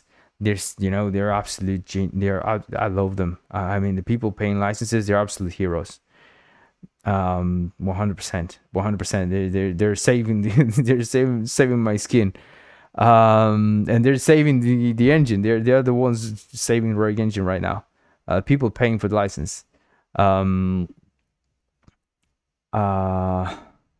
when you say you ask for the no-code tooling, no, it's more like a G-Develop. Look at G-Develop and how they do the event sheet sort of style thing. It's not like a node based. I hate those node based things. I absolutely despise them. And so I can't see them. I absolutely can't see them. Every time I see one of those node things that is full of, wires everywhere, I go panic mode. So I can't see one of those. So I think that the event sheet thing like that is so beautiful, so nice. It's like, it looks like more like, instructions. It looks more like that, more intuitive. And the way I'm doing it is it works exactly like a component, right? So you can use it and the way that you would use a component, right? So you program it in the way you program a component, and it's flexible, you know? It allows you to kind of build your own functions for it as well and all that. Cole's asking, Cole saying, I asked my sister if 32,000 Hungarian, Hungarian, what's the name of it? 80 euros for a game, the developing software is worth it, and she instantly said no. But I mean, it 100% is to me. 100%. I mean, I don't know what's your sister's knowledge on this, but honestly, like, it's very, very cheap. I would say it's very, very cheap. Unity is very expensive, like extremely expensive. And I've seen other engines as well around here, like I would say they're like $100, something like that. It's very good money. I would say, like, if it's the full license, if it's 80 a year or something, it's very good. 80 euros for an engine is very expensive. Wow, I'm so sad that you think that. Yeah, it really undervalues, like, thinking about the undertaking that a game engine is. $80 for the full thing, 80 euros for the full thing. It's nothing. I mean, it's nothing. Think about this. You're getting for $80, for 80 euros, you're getting like, okay, you, no worry, mate. But yeah, okay, yeah, I would say in your explanation, you're saying more about, it's way more clear. After a certain point, they want percentage, so you end up paying way more of a time. Well, I don't know if you want percentage. Some if they're getting like a percentage money after that, yeah. But I mean, for 80 euros, it's nothing. It's absolutely nothing. Unity is like $2,000, I think, $2,400, something like that, or $1,800. That's like, that's I think fair for a Unity-like game engine. That's fair, you know. It's expensive. It's very expensive, but you only have to pay it if you're making more than 100,000. So that's why it's fair, you know, because they have like this license base, you know, on your earnings, which is fine. I think that makes it fine. Boy, I sure mix up all, but you figured it out. Yeah, absolutely. No worry, mate. 2,000 euro to 80 euro. Yeah, it's nothing. 80 euros is absolutely nothing. They're making nothing from it. I mean, think of this. They're just giving it to you, and if they're sending you updates, they may even be losing money on you. See that? Because it's a lot of work making a game engine, and you have to pay developers, and you have to do all these things. It's very cheap. It's extremely cheap, $80. In fact, like one of the courses for Three.js, like think of the Three.js journey, for instance. I think it's $100, something like that, $99. You know, and it's very inexpensive for the amount of value you get for Three.js journey. There's also the Simon course, which is really, really good as well. It's amazing. Simon is incredible. If you go to his channel, Simon Dev channel on YouTube, it's an amazing channel. Shout out to him and to amazing work he does. And he has courses as well in various platforms. So go check him out and go do his courses. They're amazing. You will learn a lot about Three.js. You know, go do Three.js journey as well. All you can do about that, and the money you paid to them is going to be worth it 100%. I'm not getting any money from that, by the way. I'm just shouting out because I think they do great work in teaching people how to use Three.js, you know, and it's very important. It's very important the work they do, and they deserve that money. But think of it that way: you get the course, that's it, for $80, and getting a full game engine for $80, for 80 euros, $100, it's nothing, absolutely nothing. It's amazing. It's really, I mean, £100 would be nothing. for me, right? I would say like it's very, it's unfair, even unfair for them. I generally prefer these kinds of license. It has motivation for the engine developers and the users. Yeah, yeah. Like to give you an idea, like if I were to sell the licenses, like a lifetime license like that, like I couldn't do it for 100. I couldn't do it for 100 at all. Like it's honestly like it's way too little. It's nothing. Honestly, nothing. I mean, if I were only selling licenses, like okay, if it was only paid, if it was £100, maybe it makes more sense. But if it's a freeware software, right, where you pay when you have a certain amount of money, you have to put it. You have to make it far more expensive. Think of this: you pay your Netflix subscription is like €15 or something, right? Multiply that for 12, and then come back and tell me how expensive $80 for a full game engine is. It's nothing, absolutely nothing, you know. And that's, I mean, just some streaming service, a stupid streaming service that gives you that wastes your time, right? Versus a thing that helps you create, the creation tool. $80. Think a game that is just enjoyment and fun, and that's it, could be worth $60, €60, something like somewhere around that. And you're willing to pay $40 to $60 in a game, but you're not willing to pay $80 for a game engine. It's like, you know, nah, that's bad.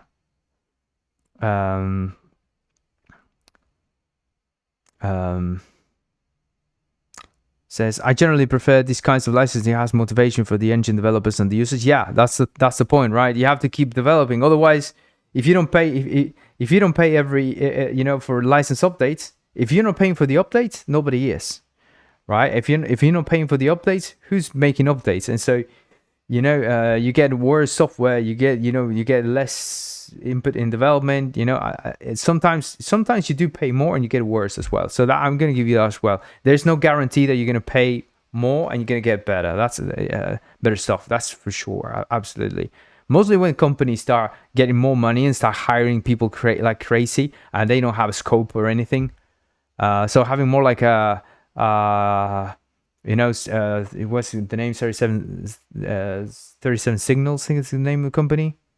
Fried Guy, I think, they have a very nice approach there, you know, to sort of hire a bunch of 20 people, and that's the people they hire, you know, something like that. And if you make more money, well, we give more money to these people, and instead of hiring them so many people that you can't even, you know, do anything with. Perpetual lifetime licenses with updates is very difficult to pull off. Yeah, has to be a massive price indeed.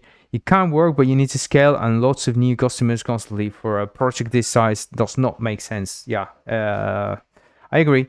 I would say that, hey, if you put in a, say that you pay, you give it a decent price, right? I think they make sense when you say it would make sense if Rogue Engine had like versions. If I made Rogue Engine had like okay, this is Rogue Engine 1 and you're paying for Rogue Engine 1X, right? 1.x. And so all the updates you get all the updates for Rogue Engine 1.x. But then you buy, you know, Rogue Engine 2.x, you have to buy an upgrade for that, right? So that would be a thing, right? And maybe if you bought Rogue Engine 1.x at the very, you know, last end of it, well, you get a free upgrade, maybe something like that. I don't know, but it makes it more difficult mostly for a single developer. I mean, it's just too much. Handling payments by itself, it's a pain in the arse. Even with simple systems, handling everything else is just hard. Yeah, I know some DAWs. Yeah, the digital audio workstations like FL Studio and some BST plugins have free lifetime updates, but they also have massive audience and also more than €8. Yeah, they can be very expensive, and they're competing against. I think they're competing against some free tools that are really, really good, and all the tools that are also in the same rank that are really good, and they're competing with, I don't know. They're honestly, whatever you learn, you keep using that, and I don't know. But yeah, indeed. Okay, enough about licenses. We're just ranting about licenses. It's not gonna build this game. But yeah, it's great talk anyway. Yeah, I think it's an important topic, mostly for people to understand that this is a massive endeavor, right? And I think part of being respectful to developers as well, and understanding the work they do with things that we use every day, right? And how important it is for people to to receive compensation for what they do, be able to, if they don't get money, you'll stop getting the product at some point, right? Because they'll just go into the job market. They can get a job somewhere, right? Instead of building the tool that you like. So that's the other thing, right? That's the bad thing about it, right? So, and when you don't have that many people, game engines don't have that many possible users that will pay for a license. So the license get very steep, it's hard, you have to, you're probably not going to build a startup sort of company, like a multi-billion-dollar company or something, generally, if you're making a game engine, right? Unless you hit on that very specific on a very specific point, it's very hard to build a billion-dollar company with a game engine. Like, Unity is because of unless you do royalties and all that, and even Unity is losing lots of money. It's not even earning as much as it should. Okay, we have goals. Can we collide against this goal already? I think we can. Let's see. I think it's the goal is, oh no, we need to add the goal. Yeah, we need to add the goal component. Yeah, we're going to call it enemy. No, friendly. Sorry, friendly. This is the goal. This is our friendly goal. And so if we hit the goal, oh, okay, yeah. So no, it's not enemy. We're gonna say it's different than this dot type, right? So if we have a minion and the minion type is different than this type, then we score and we remove the minion, right? So this should work. This should absolutely work. Let's see if it does. I don't know. I very much doubt that it will. The first time. Usually these things don't work the first time. So let's check it out. Let's see if they score. Wait, are we scoring? I'm not showing the score here. I'm not showing the score here. But we have an error here. We have an error. Okay, we have an error. It's coming out very harshly on us. We're scoring.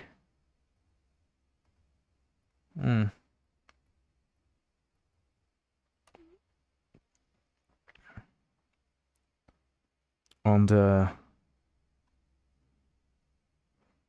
Oh, sorry, Vitaming, you said a few things there. Sorry, I missed your comments there. It's kind of what I mean by scale of the project and market, indeed. Anyway, good business, indeed. And making a game is a huge task. Making the engine is even... Yeah, I don't know. Yeah, making a game is a pretty big task. I would say it's a pain in the arse making a game, because it's risky. Making games is risky. It can be great and it can be go away in a second and die. With the amount of work it takes, really, marketing a game, even if it works the first time, when you have a bigger bug somewhere else, yeah, indeed, that would have been like that would have been incredible. But no, it's not our case here today. That it will work for the first time. Well, we'll see. Let's check out the bug that we have. The error that we have. The error says cannot read properties if undefined, written position. to go to next waypoint.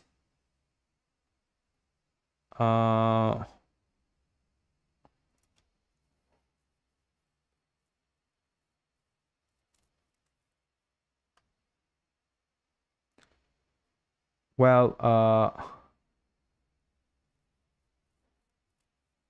indeed. I mean, how can we go? Well, let's see what's going on there, because here's the thing. The minion, first of all, the minion has arrived to the last bit there. It has collided. It has collided before it arrives at the next weapon, because this is the thing, right? It will collide. It will collide with the next waypoint, right? Before it even arrives, because remember that the size of our goal is 1. Right, the width of our goal is 1, so our waypoint is here, and they will arrive about here. We'll be hitting the waypoint, right? So yeah, it's right in front of it. It's right in front of it, so you should hit the waypoint and score. So it should never really be arriving to the waypoint itself. They should be destroyed before they even arrive. Now it won't have a next waypoint.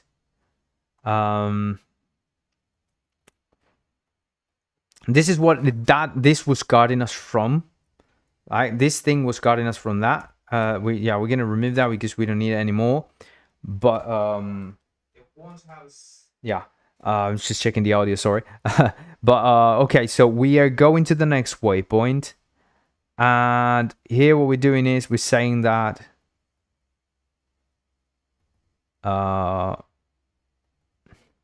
Current waypoint. Wait, what is current waypoint? So we'll say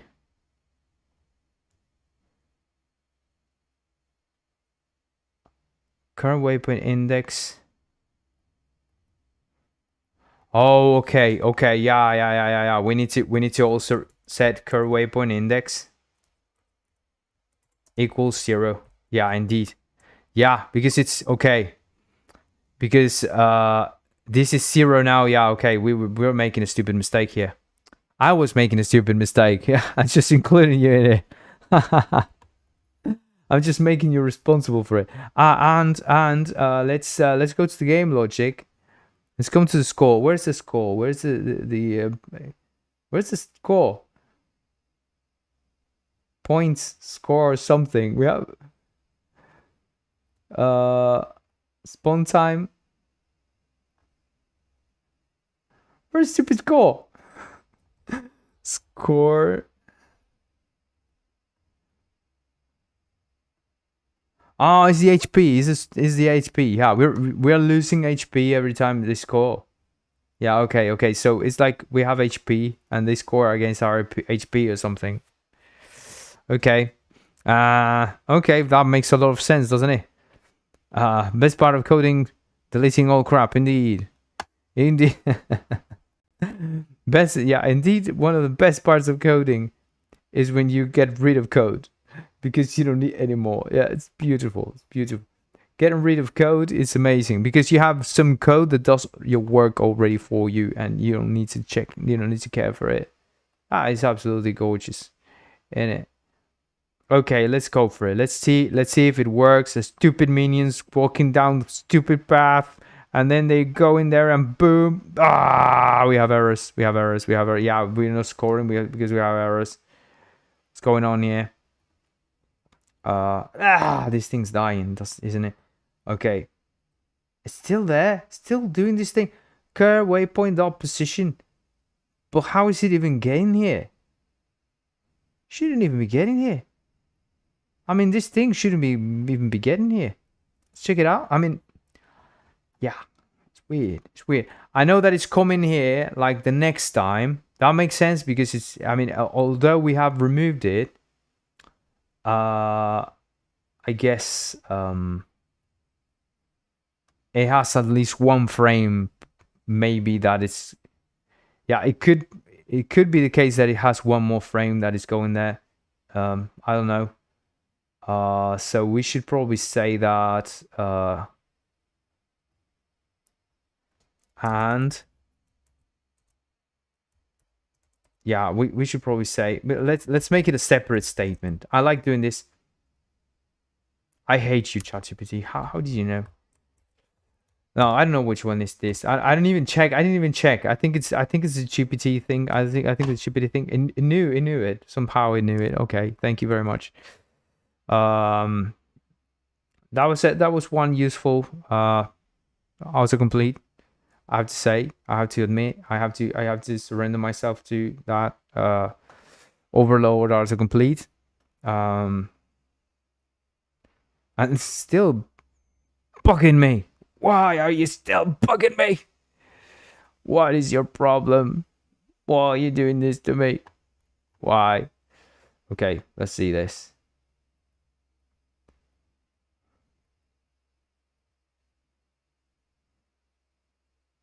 Okay, now this makes no sense, doesn't it? If there is no current waypoint, we return. So why is he even going through this?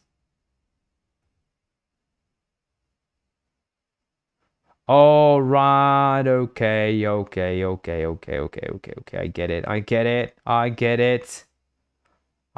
get it because it's adding one.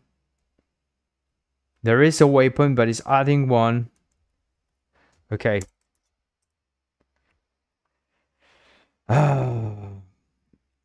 Comes here, but okay, there's a problem with this. Yeah, what we actually need to do here is say, this is saying that if a current waypoint index is greater than or equal to waypoints.length, right? Waypoints.length, we come here and we say waypoint 0, and we come here and say current waypoint index equals 0, and we do that, right?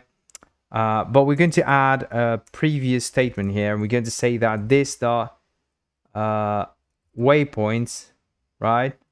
And this dot waypoints dot length equals 0. Yeah, sure, that, yes, return. Okay, because we don't want to do anything to do with anything here if we don't have any waypoints. We just want it to go away easily and not calculate anything else, not do anything else, because otherwise it's going to come here and reset the waypoints and do. So we want to make sure that this doesn't get any complicated in the logic, and we do that by simply adding this line. We just add that, and it's not going to come in if we don't have any waypoints. So if we reset the waypoints to 1 point, which is simply not coming in again. I think that should fix this stupid thing. I believe that that's the case. Well, yes, but we're not scoring. We're not scoring. We should be scoring, but we're not. And we're not removing the stupid minion. The stupid minion is still there. Still there. The fuck. Oh, fuck. I forgot about this. Yeah, I forgot about this. We have this error. Remember that we have this stupid error that if we click in on an object, the thing breaks because of the multi-select again. Yeah.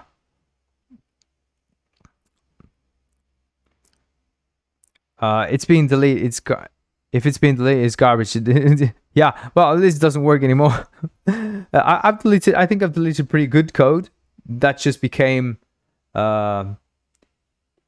replaced by better code, right? Sometimes you have like really good code that some much better code comes in and says, hey, or sometimes it was very good in a certain situation, but now in a different approach, it makes more sense to do it in a different way. So it was an elegant solution in its own situation, but now it's a different situation, right? Vitamin saying, by analyzing the data, the minions can deduce where they are by knowing where they are not. That's very Socratic of yours. It's very very Platonic, very Socratic, very philosophical.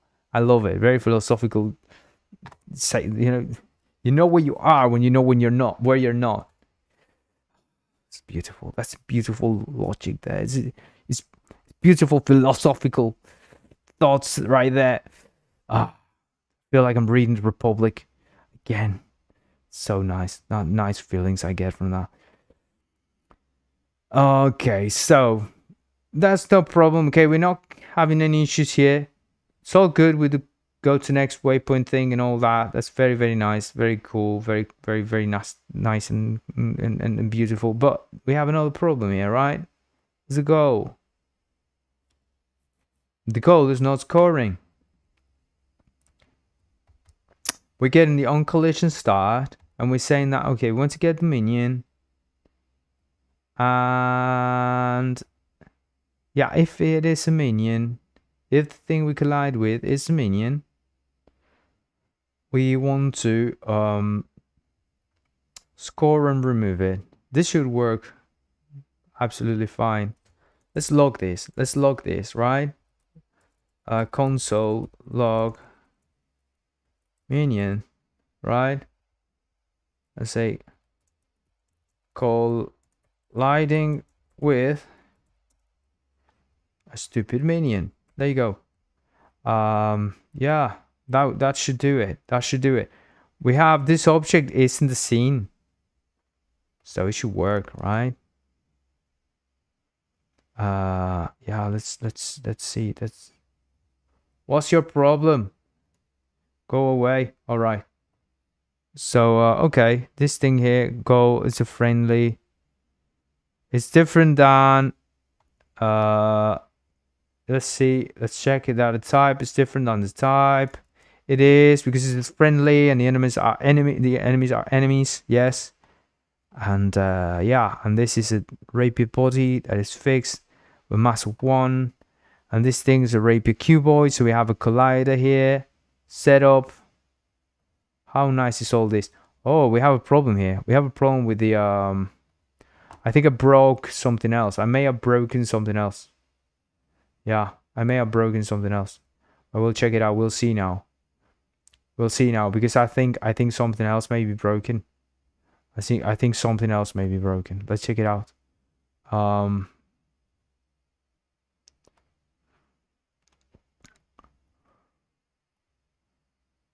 Yeah, we're getting more errors here. We're getting some other errors here. But I don't think they are related. I don't think they are related. I don't think it has anything to do with anything here. I think this is something else. Let's check it out. Okay, we don't have any errors there, but let's see if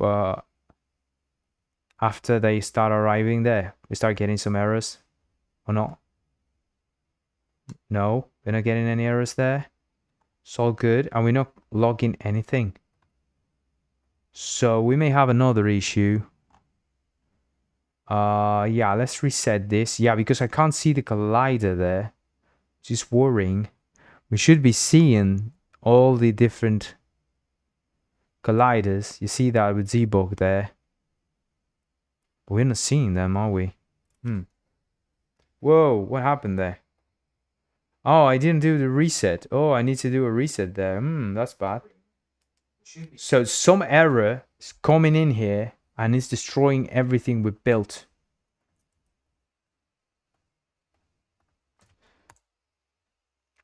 I don't care about saving. I don't think we did anything particularly important. I think using a development version is sometimes a pain in the arse because this sort of things happen, and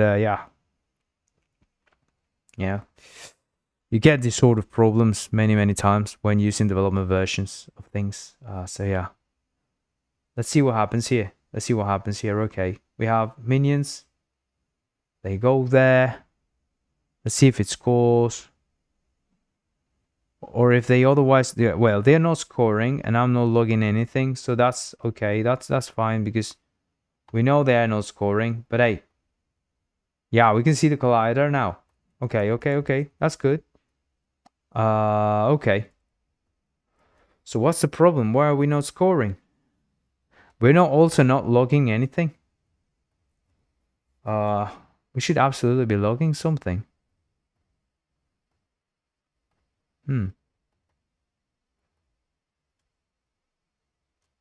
This is strange, isn't it? Very strange. I don't really understand.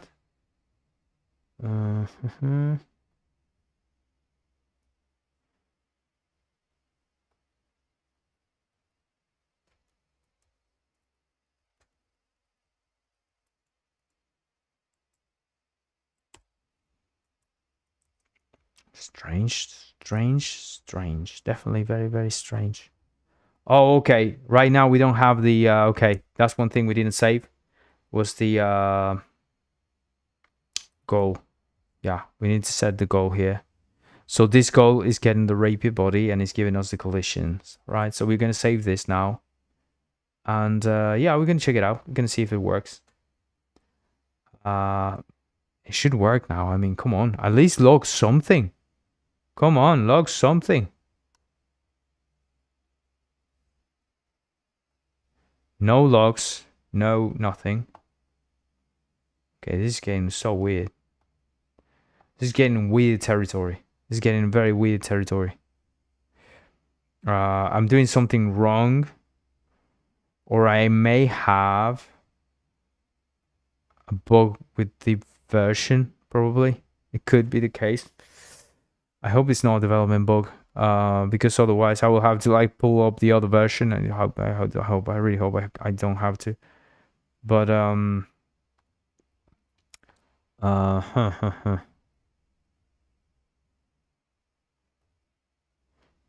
So the goal's getting the body here, right? We're setting up the on collision start for this body that is in this object. So this body that is in this object is getting the yeah, we're getting the body in this object, we're getting the game logic. It should work like a charm. It should work beautifully. Why isn't it working? And it is getting it, because otherwise we'd be complaining that we don't have the on collision start here. Yeah, it would be absolutely complaining of that. And we're using the on collision start on many other places here, right? We're using it at least in the we're using it in the goal. We're using it in the tower and in the start as well. Yeah, and look, we're doing it in the tower here. We're doing it to get the enemies, like to get the minions as targets, as valid targets. We're also getting here, we're doing the now here is this is the definition of them. And in the rapier config, this is where we're doing the collisions. So yeah, we're already using it, and we're using it as sensors, right? We're using it as a sensor in that place as well. So how strange is that, eh? How strange is that? Let's do this just in case, because I have a feeling. Let's make it dynamic, make it mass 0.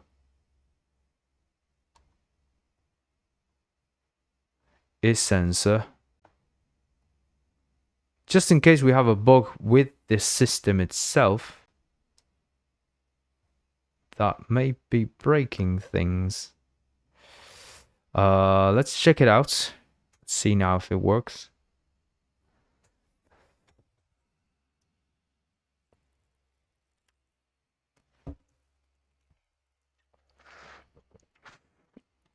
Nope. Okay, there's something else going on.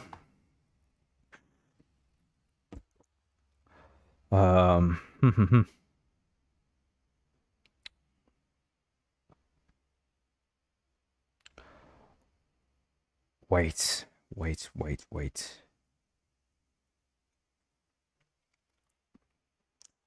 Let's look at the minions. Let's remove them from here. Let's remove them. Let's look at the minions themselves. The minion itself in the prefab editor. And let's look at the collider. This is the collider of the thing, right? This is the it has an outer sensor and engage area. Right, this is what we're going to use to engage other enemies. We need that, don't we? And here we have a collider. that is not a sensor. And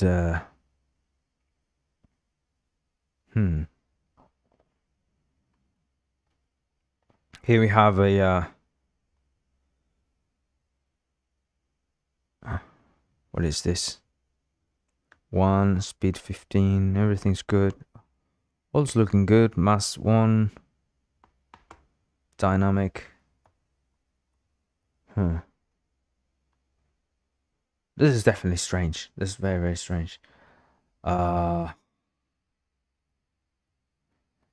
because the collider, this collider should be this collider is the one that should be colliding with our with the melee minion thing. Wait, could it be? Okay, one thing we need to figure out as well is if it has to do something with the engage thing, right? Okay, this is simply a trigger there, right? So we don't need it now because we're not using it. So let's remove it. Okay, let's remove it. Let's save this. Let's see if it's something to do with that. Because perhaps, maybe, I mean, it shouldn't have anything to do with that.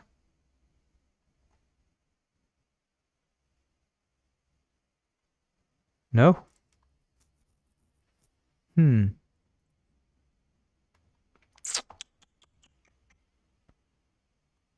Strange. Very, very strange. Not happy about this. Not happy about this. Not happy about this. Why? Why?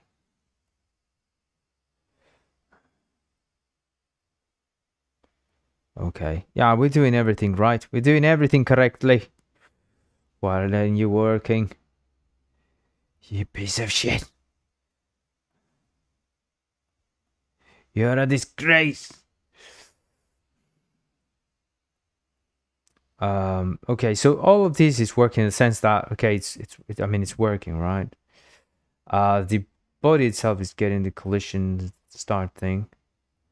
We don't have anything else acting on this collider, so we don't have like an interference of having replacing the on collision start with something else, which is important, right? Because we don't want anything else interrupting our collision thing. But it's complex. It's getting quite complex here. Hope you're having fun watching me suffer and gone mad. So if you are, hit the like button. Hit the like button right there. Just hit the like button. Just going. Because if I don't say it, you say, why is YouTube saying hit the like button? Well, why are they always saying that? Well, if I don't say it, you don't do it. If I don't say hit the like button, you don't do it. You just sit there and watch the video and don't just press the damn button. You just have to go and then grab your mouse. You have a mouse. You have a mouse yourself. Have to, or are you on a phone? Just press on the phone. Or if you have a television, I'm gonna sneeze. Yeah. Yes. So yeah, you just press the like button. Sneeze. But you press the sneeze button. You should have pressed the like button. That's the wrong button. It's the like button. Okay. Don't make me sneeze again. Don't make me sneeze again, please. Okay. So let's keep things civil. Okay. We don't want noise. I'm trying to. Okay. What is this? Madness. Okay, so it's info of the body, and we're getting the object 3D of that body. And in the case of the tower, what we're doing is getting the other body. In any case, we're not even getting in here. That's the problem, right? We're not even getting in this thing. We're not even getting like in the collision itself. We're not even colliding at all, right? And that's the problem. That's the actual problem, that we're not colliding at all.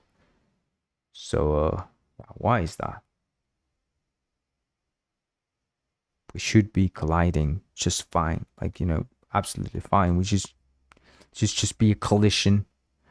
We should all just be happy about collisions and collisiousness and all that. Let's grab this thing. Okay, let's make sure that it's not another kind of problem. Okay, so we'll remove that. We'll say 50 here. Okay, and we'll say yeah, 20 here. Yeah, and we'll even say 5 here. Okay, we'll say 5 here because we're just very generous. I'm gonna bring it a bit back here. Okay, yeah, so that you cross your waypoint, you know, you arrive to your next waypoint. Where's the last waypoint? Like there, and the thing is here. There you go. Yeah, that's fine. Well, no, it's a bit too far away. Yeah, okay, let's put the goal, let's just move it back to where it was. Yeah, there, that's fine. Yeah, that's okay. Let's move, yeah, okay, let's move the goal a bit further here. There you go. Just in case, it will not arrive to the waypoint at all, but just they'd be there. In fact, you know what, I'm an idiot. I'm an absolute idiot, because in any case it should work when we are here even, right? So just pull it here, and yeah, I just, you know, once you touch this, score time. Okay,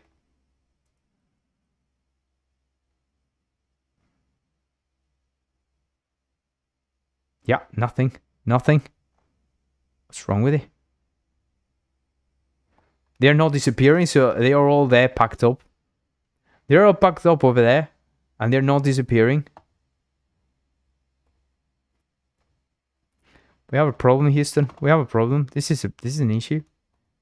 This is like some kind of issue, you know, some sort of very nasty issue.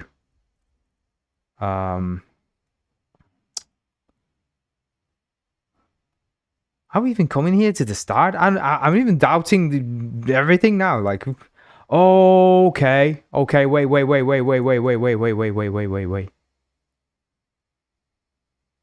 Maybe it's the super start.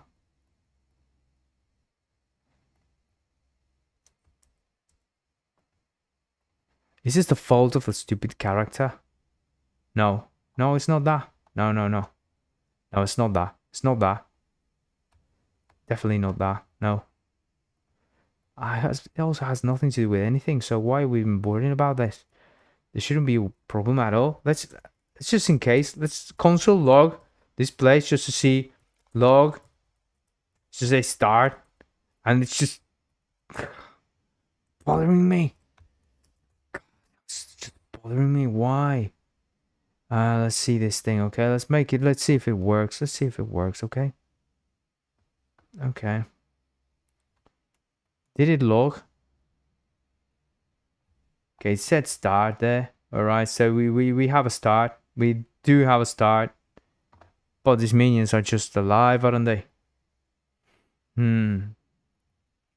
So we have another type of bug here in our code in there somewhere.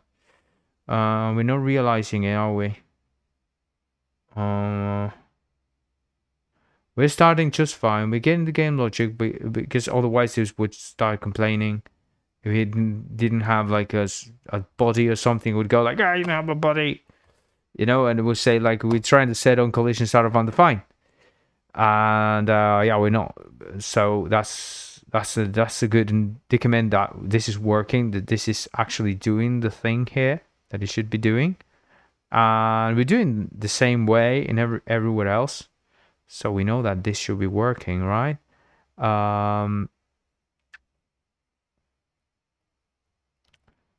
Yeah. Minion, object 3D, parent, remove.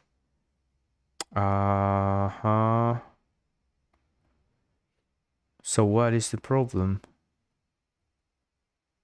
The problem is that for some reason we're not colliding. So, oh, I know what it is. I am a moron. I am a stupid moron. Fucking hell, man. You're seeing it, aren't you? Please tell me you're watching it. Please tell me you're seeing it right now and saying, just saying, what a moron this guy. You built, I mean, I built this stupid. I built this myself. How can I make this mistake? Oh my god.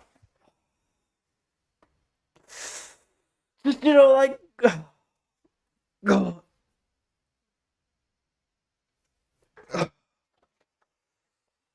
I have a window right here. I'm about to jump. Can you see this stupid fucking checkbox? There you go.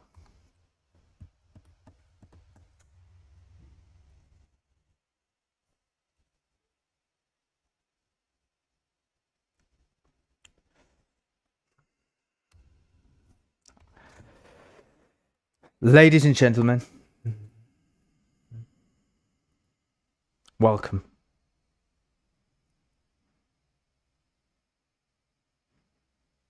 Well, it doesn't work anyway, so yeah, no, fine. Well,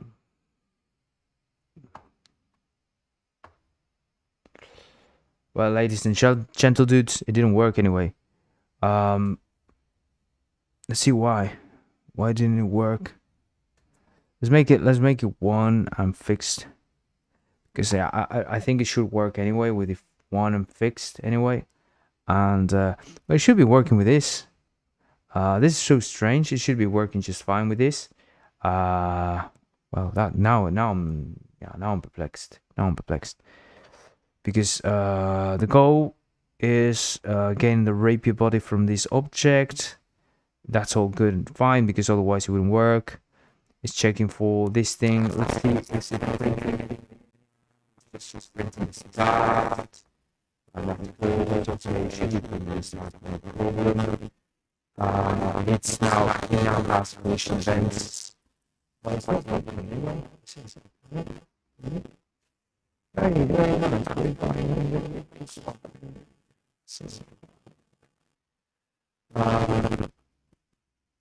Yeah, let's bring it back here. Let's bring it down here again. Let's start and hope for the better. This is all just watch these things. Wrong to leave the path. So that happened. So let's look at that. Okay, so something happened. Oh my god, something happened. So I'm so happy. I'm so happy right now. I'm happy. Something broke and broke badly. Unsafe alias. Oh no, this is another. This is another issue. This is another issue. This is a horrible issue. Yeah, this is just memory gone because something I did something so wrong that memory goes like.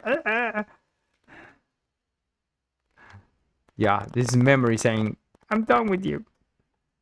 This is the WebAssembly memory going absolutely mad. Colliding with. Okay, it collided. It did its thing. For some reason, it didn't collide before. You know, I'm so happy to see an error anyway, right? I'm so happy to see an error. And it collided. We saw a collision, right? That's beautiful. That's so beautiful. I mean, we saw a collision. Collisions, you know, and an error after it, you know. I'm so happy to see an error, you know. It's like, you know, you live through errors. Errors are good things, you know. Errors are nice. Errors are beautiful. And so we have a rapier bow.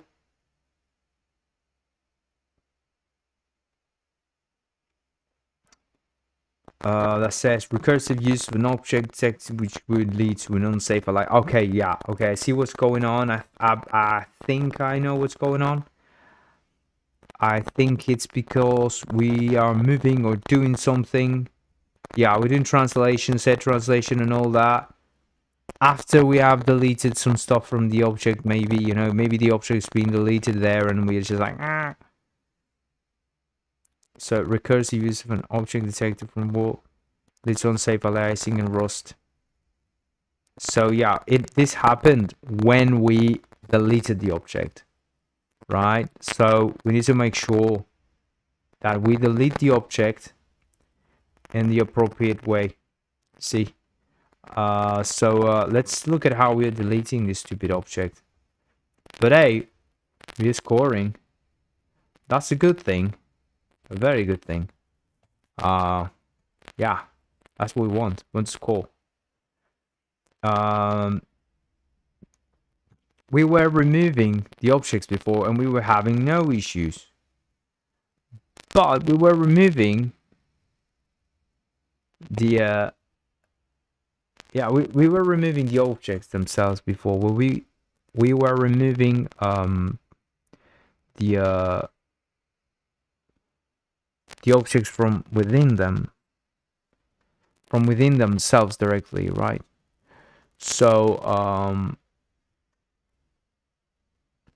we'll do this. We'll do minion dot so we'll do re dot set enabled false. No, so set enabled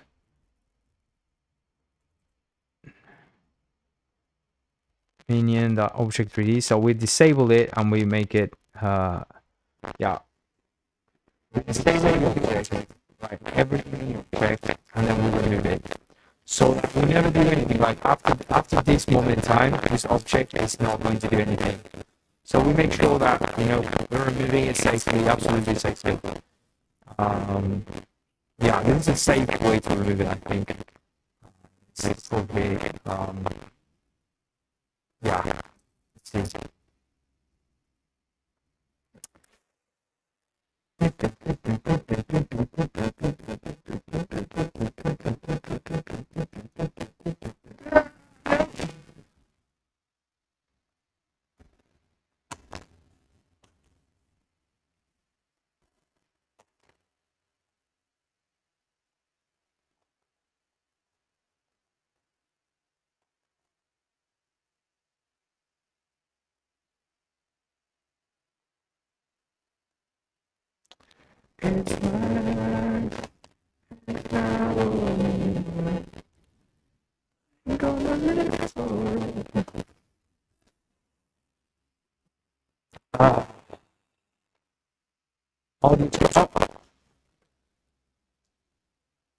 Audio's crackling.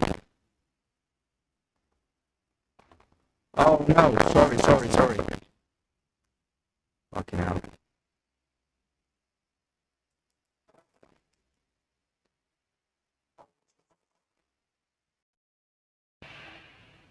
Audio's crackling.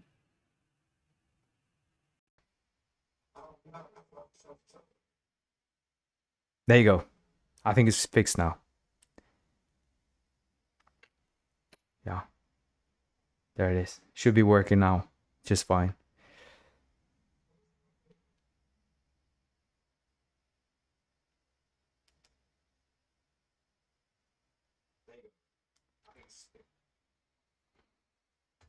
Yeah, thank you, mate. Thank you so much for letting me know. I should have been reading your messages. I didn't.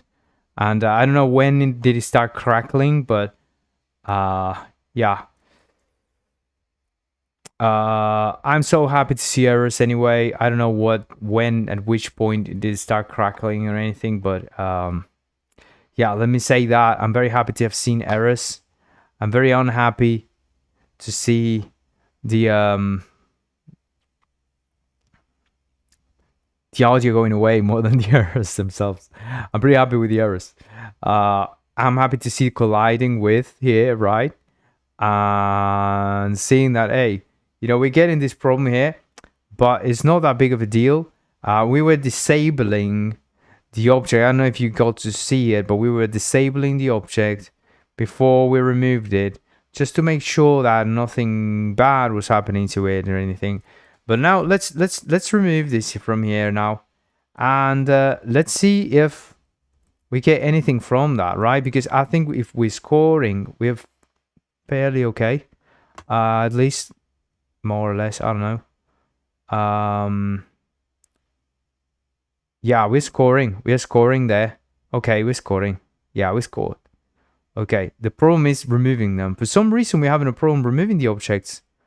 We shouldn't have any issue removing them like this at all. I think it should be just fine. So strange to have a problem with this.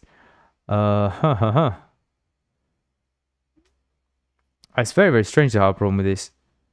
Very, very strange. Maybe we should disable them. And then we'll do re dot on next frame. And we'll remove it on the next frame just to see if it's a problem with order of execution or something like that. I think it shouldn't be, but let's just try it anyway, just to make sure it's not that. Yeah, let's just do that, just to test, just to test. Let's try it out, and we'll see.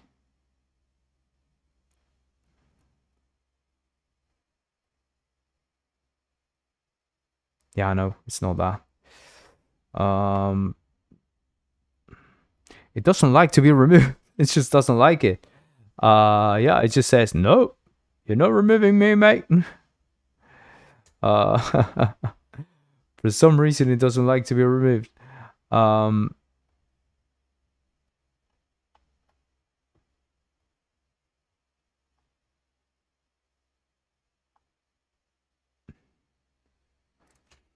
Which one is it? Let's see.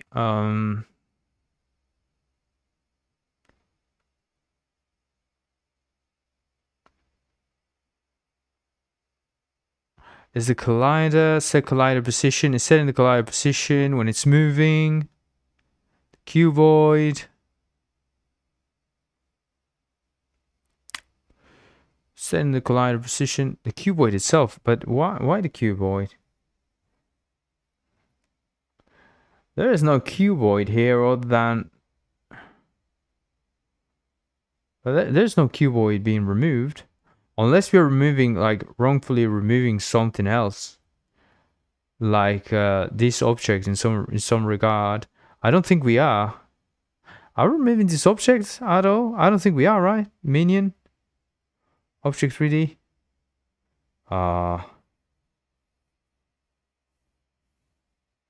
Minions have no cuboids. Minions have no cuboids. So what's the problem here? The floor has nothing in it. The floor doesn't even have... I mean, we don't even have a floor with colliders. I mean, the enemies don't jump up and down. They don't have gravity. Oh, so...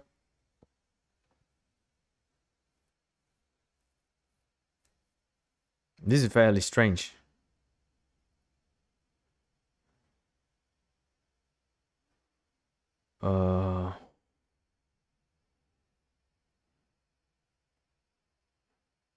Parent remove.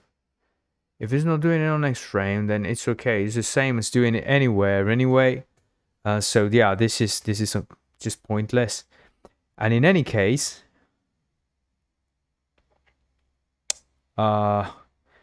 when we disable the object, disabling the objects to disable all of its children and all that, right? So when you disable all of its children, all of the components within the object, it shouldn't move, it shouldn't do anything. And yeah, and that, I mean, that's what you're looking for, I guess. So this is strange, isn't it? This is very, very strange. Yeah, shouldn't be any problem here. It's very, very weird.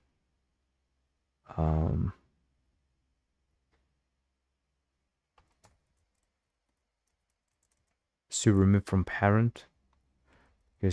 Because yes, just because. No reason at all. No reason at all for this to work, by the way. It's just, if this works, there's zero reason for it to work. I don't know. Well, there always is, right? But I mean, it shouldn't work. That's what I mean.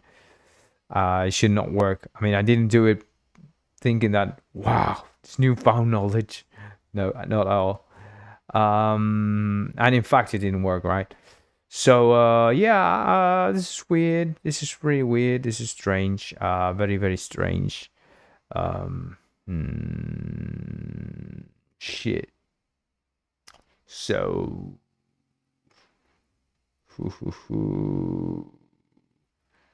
are we doing this GL score and then wait?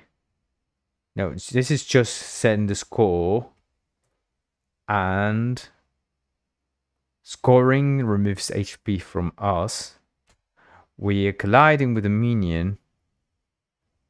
The minion is being destroyed. And we should be, as we disabled it, should be moving again.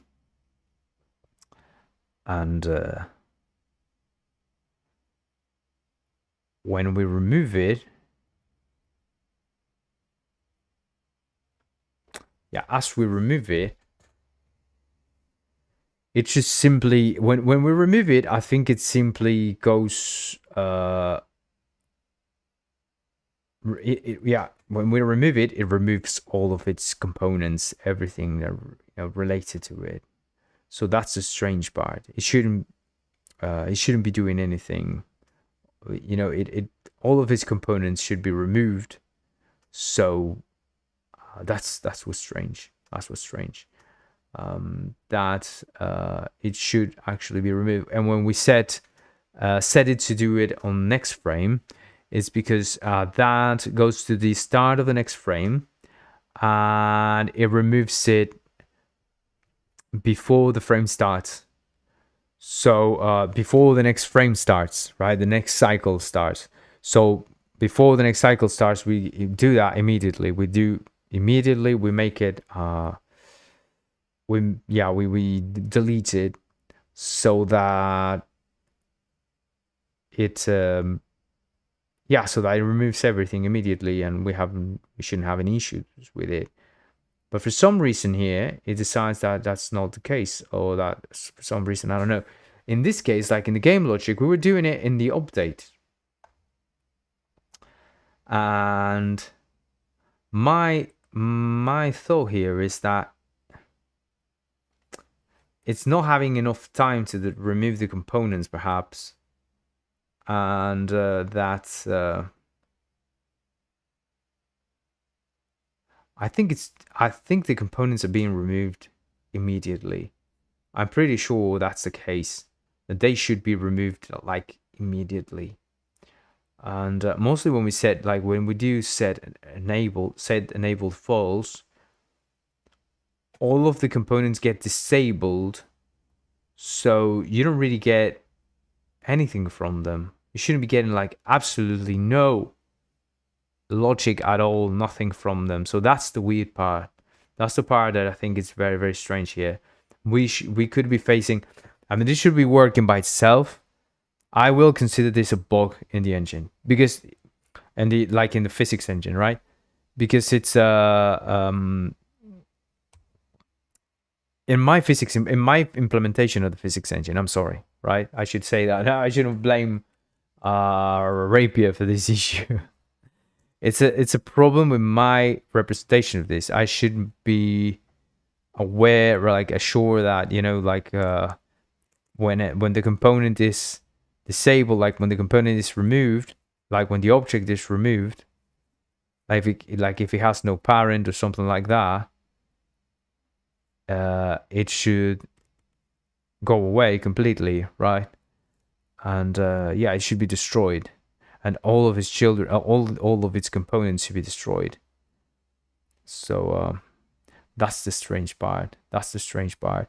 And but I'm thinking that children that have colliders, that's where the problem is arising.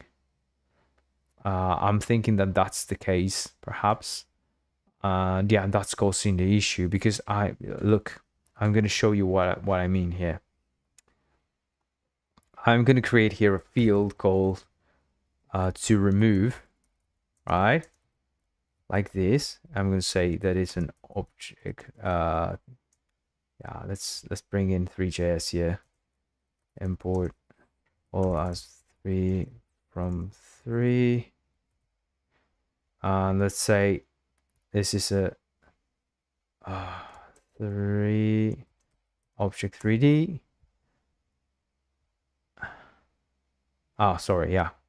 array of 3 object 3ds, and we'll instead of removing it here, what we'll do is we'll say this dot to remove dot push minion dot object 3d. Okay, and on update, every frame, right? Update. We'll do in fact we can do after update, right? So that all the updates have run already for all components and everything. I will say that this dot to remove the for each object. That's what we want. I will say object dot remove from parent, right? And yeah, we'll okay. How we knew that we needed to do that, I don't know, but that was very good. So that's what we do. Okay, we every time there's something, it will come here to after update. We'll do this and then clean up the array, so that we always get a new array every single time. That's what we want.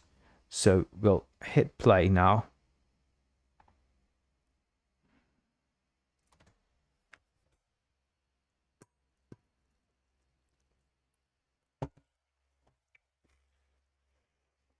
No errors. You see? It's a problem of order of execution. So that's a problem because that means that we're very dependent on a specific moment in time to do this thing. That is not good. That is not good. It should be safer to remove objects from the scene that have colliders and all the stuff. Yeah. So I'm gonna handle that. This is a bad approach. This is not good. This is a workaround, and I'm not a fan of workarounds. I'm fine of works. Works withins. Works straight work. Straight to the point. Yeah, let's call it that. And that's what we should do. 100%. So yeah, let's wrap it up for tonight. I think we did some really good work. I think we had a lot of fun, and we did some really cool stuff. We have goals now that we can set up in our scene. We have a more robust minion system now that is actually more viable. We need to fix the goal thing. We need to fix like the way we collide with enemies and make sure that that probably we should make the fix and send it to the physics engine. So I may probably do that fix myself on my own time, right? And I'm gonna do that, and then we'll get back here on Tuesday again. Tuesday, remember, I come here Tuesdays and Thursdays. If I do weekends, I'll let you know. Like I'll try to set it up in time if I do on weekends. Sometimes if I have time on weekend, I'll just do it. Because yeah, I usually take whenever I can the weekends. If I'm not going out with my wife or something, I'm usually just working in the engine. But I try to take as much time the weekend, when I have time to work on the engine. So yeah, if I have extra time, if I have, say, my wife is going out with her friends or something, and I have like extra time or something like that, I will come in and I'll work with you here. But I will try to solve before that. I'll try to solve that problem. Well, that doesn't need to be before that, but yeah, we need to fix that anyway. So let's look at that before. Let's look at that after yeah, next time.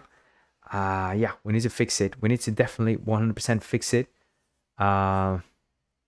Yeah, I'm not happy with how that works. I'm not happy with that. I'm not happy with having like an after update that removes stuff. I don't think that's a good idea.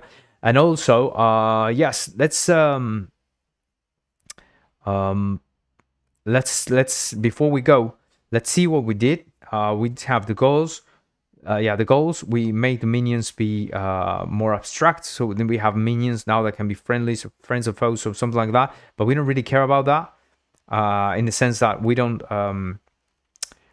look at classes anymore or minions, right? We at least in this system right here, right now, we may look at classes for the behaviors. We need to check if that's going to be a thing we're going to do or not. For now, classes are for absolutely nothing, I think, because this is going to happen for our defender as well. So perhaps next time, what we're going to do is we're going to have, we may go ahead and start building the whole, what should we do? What should we do next time? Because I'm thinking if we should do like the animations first, or if we should do like the tower, the minion tower first, like the barrack tower first. Keep up the good work, says Vitamin. Thank you, mate. Thank you so much. Thank you. Thanks for being here and for animating the chat there. Very much appreciate. Very much appreciate everyone being there and hitting the like button and animating the chat and all that. Please subscribe as well to YouTube. Follow me on Twitch. I'm going to release this whole system as a as a framework,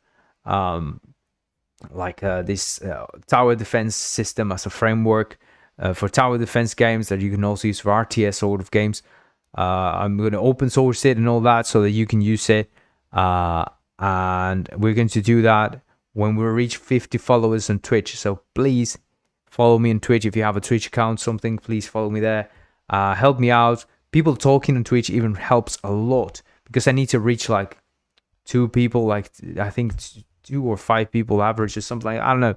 But yes, please just send a message on Twitch. Really helps. Really helps. Leaving a like on YouTube really helps for discovery because the algorithm thing, it doesn't like it when people don't do that. Thanks, mate. Thanks. I really appreciate it. Vitamin talking here on YouTube and on and on Twitch really helps. Yeah. So if you could just say hi, even just anything on Twitch, it really helps. If you say anything on YouTube, it really helps. YouTube thinks, oh, some people want to watch this. So if you're watching it silently, I very much appreciate it. Thank you. There, Vitamin going on, also sending a message on Twitch, and that's very much appreciated, mate. And let's reconvene next time, next Tuesday. I'll let you know if it happens before that, maybe on the weekend, but we'll see that. We'll see. We'll need to see. I'm gonna keep working on Rogue Engine stuff. I need to get to a point where we can, where I can show you the bits that I have about the the UI framework that I'm building. Hopefully I can bring in the UI framework itself here while I'm making it for the for the UI of the no-code tool. And we'll see that. All right. I'll see you next time. Thank you for joining us.